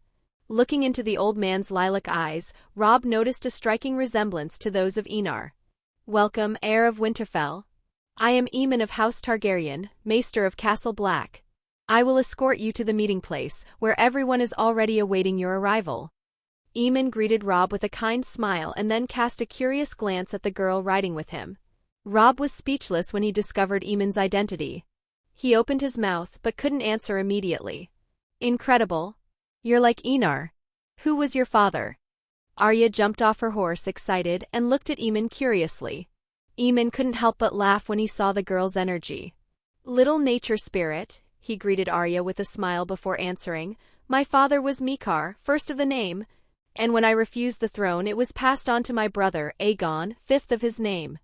Arya suddenly stopped and stared, her eyes widening so much that they seemed about to pop out of their sockets.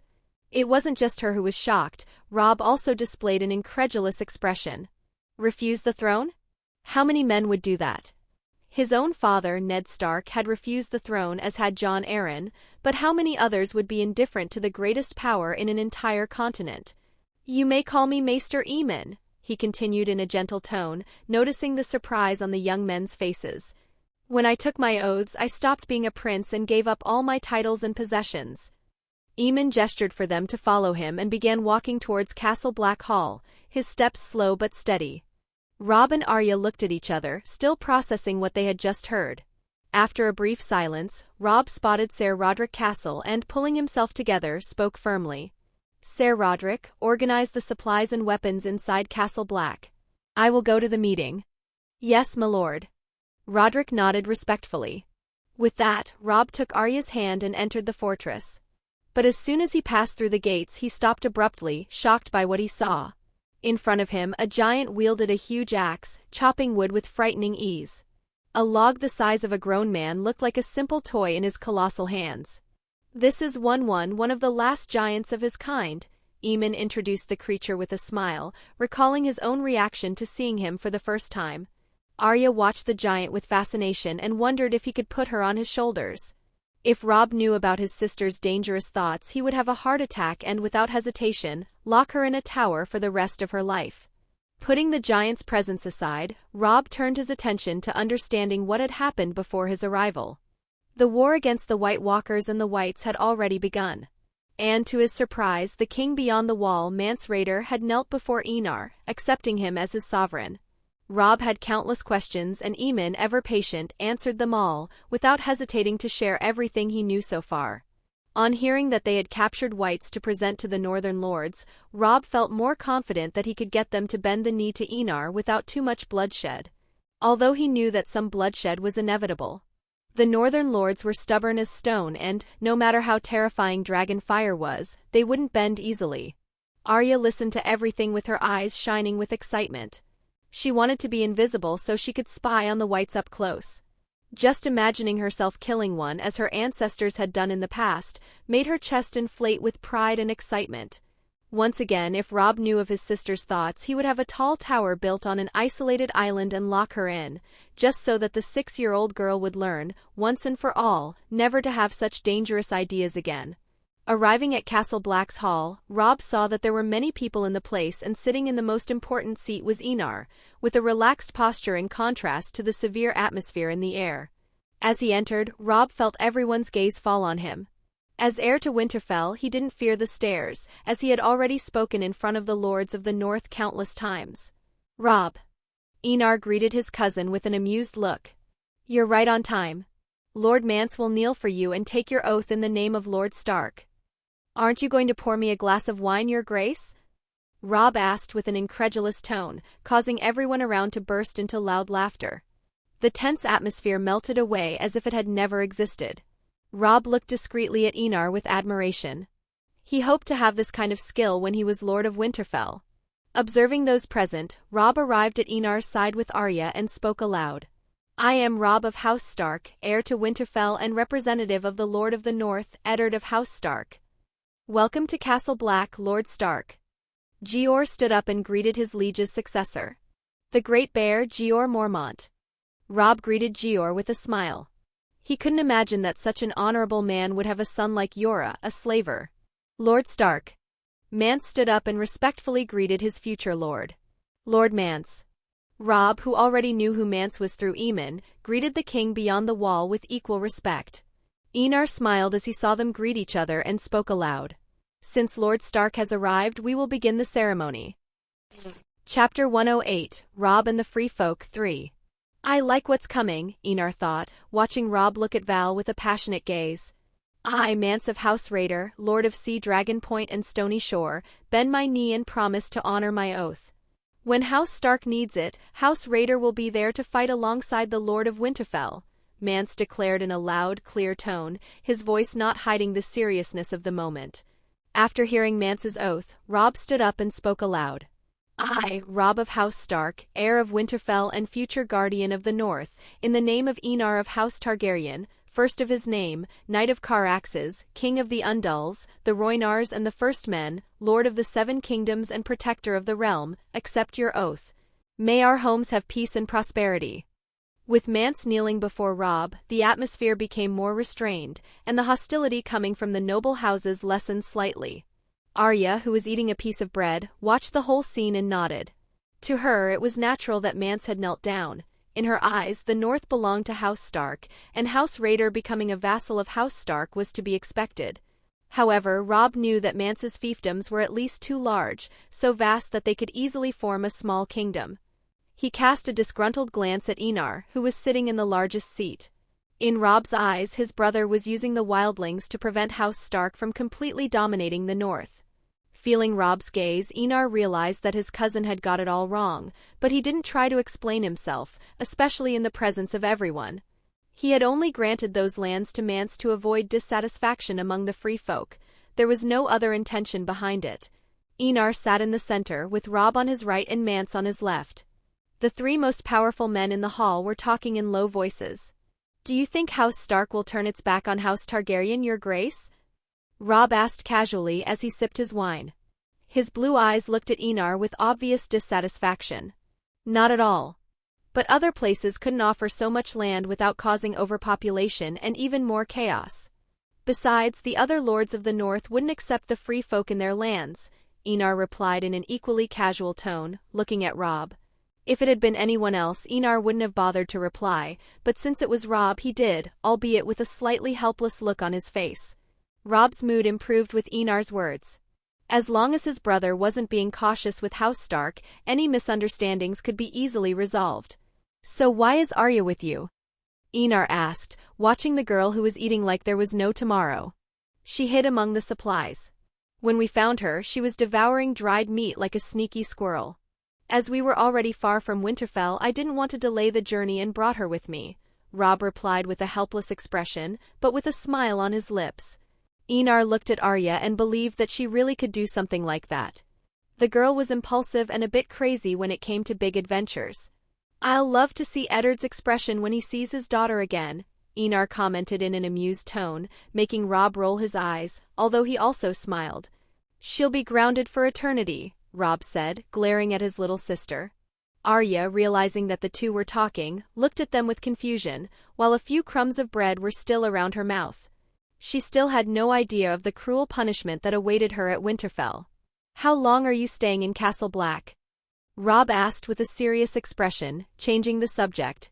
After hearing the reports about the war against the White Walkers and the White's army, he realized that the situation was more serious than he had imagined. "1 month.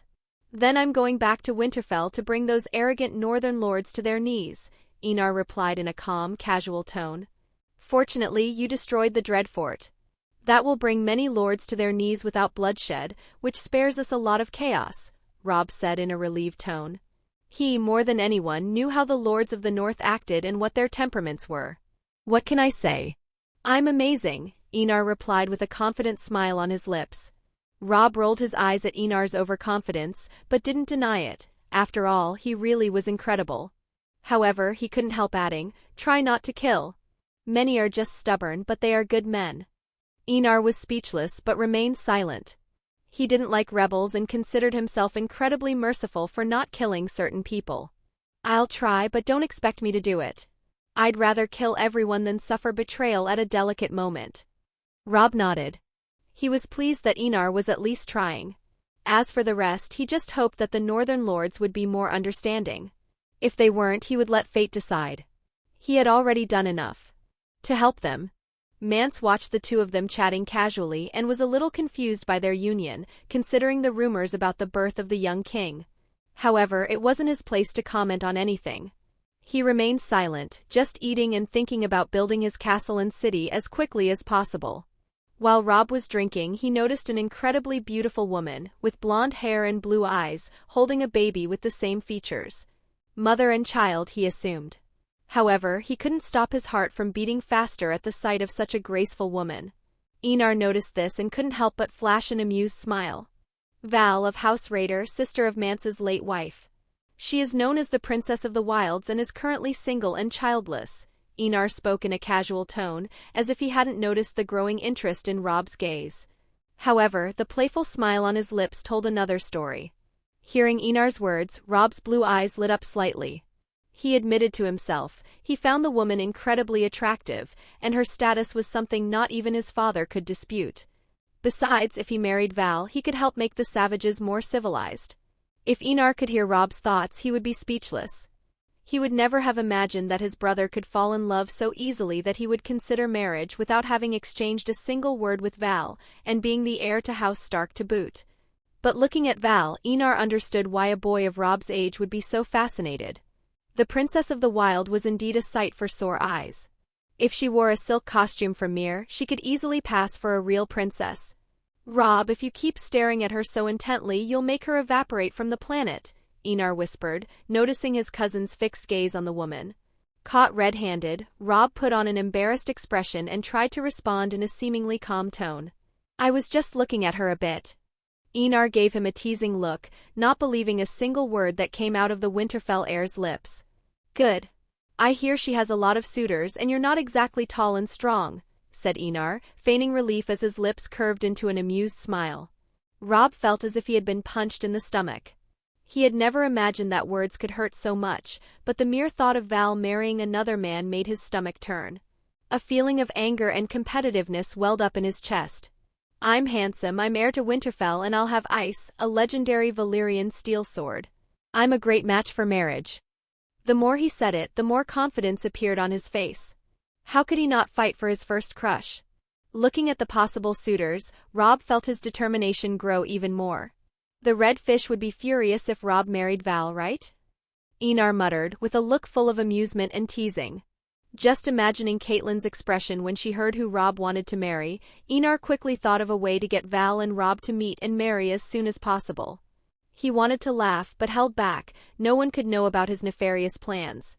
Besides, he was sure that Rob would thank him forever for helping him marry such a beautiful and incredible woman as Val. Chapter 109, The Lords of the North. That'll be fun. Enar I Targaryen, feeling certain looks full of hatred and anger coming from the Lords of the North. A month has passed quickly. Shadow Tower, Castle Black, and Eastwatch by the Sea have undergone an astonishing transformation. The reforms only finished so quickly because the free folk were paid with food to help with what was needed. Tens of thousands of people infinitely sped up the time it took to erect wooden walls and fortify the gates. However, around 60 to 70,000 savages were ready to set off towards the fief of Mance. Enar, Robb and Arya joined the march to Winterfell, where Mance would meet Eddard of House Stark and swear his oath again in the eyes of all the lords of the North. Who, by the way, were already at Winterfell at that very moment, just waiting for him to arrive. "Arya, do you want to come with me or Robb?" Enar asked as he put on his flying gloves. He looked at the 6-year-old girl wearing men's clothing. There was no hesitation in Arya's words. "With you." How could she miss the chance to fly on a dragon? She would probably kill herself with rage if she refused to fly on a dragon, something that perhaps every child in Westeros has thought of doing one day. Enar wasn't surprised by Arya's answer. If she refused, he would be shocked. Looking at Robb, who was chatting happily with Val, he felt that his efforts this month had paid off handsomely. Teaching Robb to woo Val had proved easier than expected, and the heir of Winterfell had quickly learned to compliment a woman without making her feel uncomfortable or too invasive. Sure, Robb might be in love with Val, but he was sure that Val wasn't in love with Robb. Val was a mature woman. How could she fall in love so easily? But that didn't matter in Enar's eyes. Companionship in his eyes was much more important than love. In science, infatuation doesn't last more than 3 years, and that feeling of euphoria and always wanting to be by your loved one's side gradually calms down. In the end, only love remains. You might say that love and infatuation are the same, but both are different. Passion is something selfish, always wanting the lover's attention or always being by his or her side. Love, however, is born of companionship through coexistence and the difficulties the couple faces over the years. That's why Val not being in love with Robb wasn't important in Enar's eyes. He would much rather Robb had a wife who would be with him for life than a passing passion. However, after seeing Val's reaction to Robb's flirtations, Enar knew that Val was also interested in Robb, although he didn't know if it was because of Robb's status or something else. "Robb, stop bothering Val and let's go." Enar shouted at Robb, who simply looked at him with a disgruntled look. Enar rolled his eyes and no longer cared about the heir to Winterfell. He hadn't expected Robb to be one of those friends who abandoned years of friendships for a woman. "Follow me." Enar spoke as he climbed over the iron netting that held the saddle in place. Arya looked at the dragon so closely with a look of admiration and without any hesitation followed Enar. As soon as Arya reached the saddle, she was picked up by Enar and placed in front of him. Lita positioned herself behind Enar, as she could leave her king alone again. Putting the belt around the three of them and closing it tightly, Enar spoke to Caraxes in High Valyrian. Suvgan Caraxes. Under Arya's shocked eyes, the dragon stood up, and even though she was on the ground, she was at a very high height. Then the dragon began to walk, and with a loud flapping of its wings, it took off into the sky quickly. Looking down, Arya saw the free folk marching in a straight line and couldn't help but shout excitedly. Faster! Lita, behind Enar, twitched her lips abnormally. She really couldn't believe that there were people who enjoyed flying on a dragon and still asked to go faster. Enar couldn't help but laugh at Arya's words and decided to teach the little adventurer a lesson, making her feel the real danger. With the connection between man and dragon, Caraxes understood what his rider wanted and began to lean to the side, gradually turning in the air. Arya turned pale, and an expression of fear appeared on her face as the dragon simply stood upside down in the air. If it hadn't been for feeling Enar's arm behind her, the girl would have started screaming in fear a long time ago. Her expression of fear satisfied Enar and Lita, who secretly laughed at the brave girl. Although what he did was cruel, Enar thought it was an appropriate lesson. Under no circumstances could Arya try to ride Caraxes alone. He had no doubt that Caraxes would devour the girl in a rage, and she had to learn that Caraxes might seem calm, but he wasn't. He was cruel, sadistic, and had a very strong sense of humor. He was cruel, sadistic, and liked to devour corpses. After he felt that enough was enough, he asked Caraxes to stop maneuvering in the air, and the Crimson Dragon flew normally in the air, making the poor girl breathe a sigh of relief. Being upside down in the air was a terrible situation that she never wanted to experience again. "I'll never fly on a dragon again," Arya murmured with watery eyes, almost as if she was going to cry at any moment, but the girl showed a determined expression and didn't cry, even though she wanted to cry as loudly as possible at that moment. "Arya, when we get to Winterfell, I'm taking you on a special flight." Hearing her words, Enar flashed a gentle smile and spoke in an amused tone. Although he knew it was sadistic, he enjoyed seeing the look of fear on Arya's face. Every older brother liked to scare his younger brothers and sisters. Perhaps it was a natural part of the world. Arya's face paled at the mention of the special flight. She had an idea of what this special flight would be like, full of acrobatics and maneuvers in the air. If it had been before, she might have been excited, but after experiencing it for herself, she just wanted to get back on the ground and never get on a dragon again. "I'll pass, I'll learn to ride a horse." Arya showed an expression that she wasn't interested and spoke in a casual tone, trying to sound like she wasn't afraid, but just disinterested. "All right, horses are very interesting too." Enar definitely saw that she was lying, but didn't reveal her lie and acted along. Looking down, Enar saw the free folk marching over the King's Road, heading towards Winterfell. From there, these people would go to the Fief of Mance and start building the initial settlements for the construction of the city and castle. Winterfell Castle. Looking at the great hall full of lords and ladies of the north, Eddard looked inexpressive sitting on the throne of the Winter Kings. Ice, the Valyrian steel sword of House Stark, stood beside the throne with its imposing size and full of power. It wasn't hard to guess that a person would be cut in half with extreme ease by the sword. "Lord Stark, why have we been called so urgently? Is it about the war against Prince Targaryen across the sea?" Lady of House Mormont, Midge Mormont asked with a worried tone. She had already received the news and couldn't help but show a troubled expression. She hadn't expected Lyanna to have a child with Rhaegar. On the one hand, she was happy that Lyanna's legacy still existed. On the other, she was disgusted that the fruit of her rape was still alive. When Midge spoke, all eyes focused on Eddard, waiting for his answer. It was obvious that everyone was ready for war when it came. They just needed the orders of the Lord of Winterfell and Protector of the North. Feeling the anxious glances towards war, Eddard felt a headache coming on. How could he tell these people that they were not going to fight against House Targaryen, but alongside it? However, after seeing everyone's expression, he knew that anything else would not be accepted by these lords and lattice. Some wanted revenge, others just wanted a good war, and some were undecided. Suddenly, the gates of the Great Hall opened and a young but powerful voice sounded throughout the place. "Of course we're going to war, a war against House Baratheon and their supporters." Chapter 110, The Lords of the North 2. "I give you two options, kneel or perish. There is no third option. Enar I Targaryen, God Emperor of Planetos." All eyes turned to the tall boy with the golden white hair. He was wearing black clothes, but the red crest of the three-headed dragon was unmistakable to anyone present. Next to him was a woman in white armor with gray eyes, as well as a smaller girl whom everyone knew as Arya Stark. Midge looked at the boy, stunned. She hadn't imagined that the man they had just spoken about would appear in front of her at the same moment.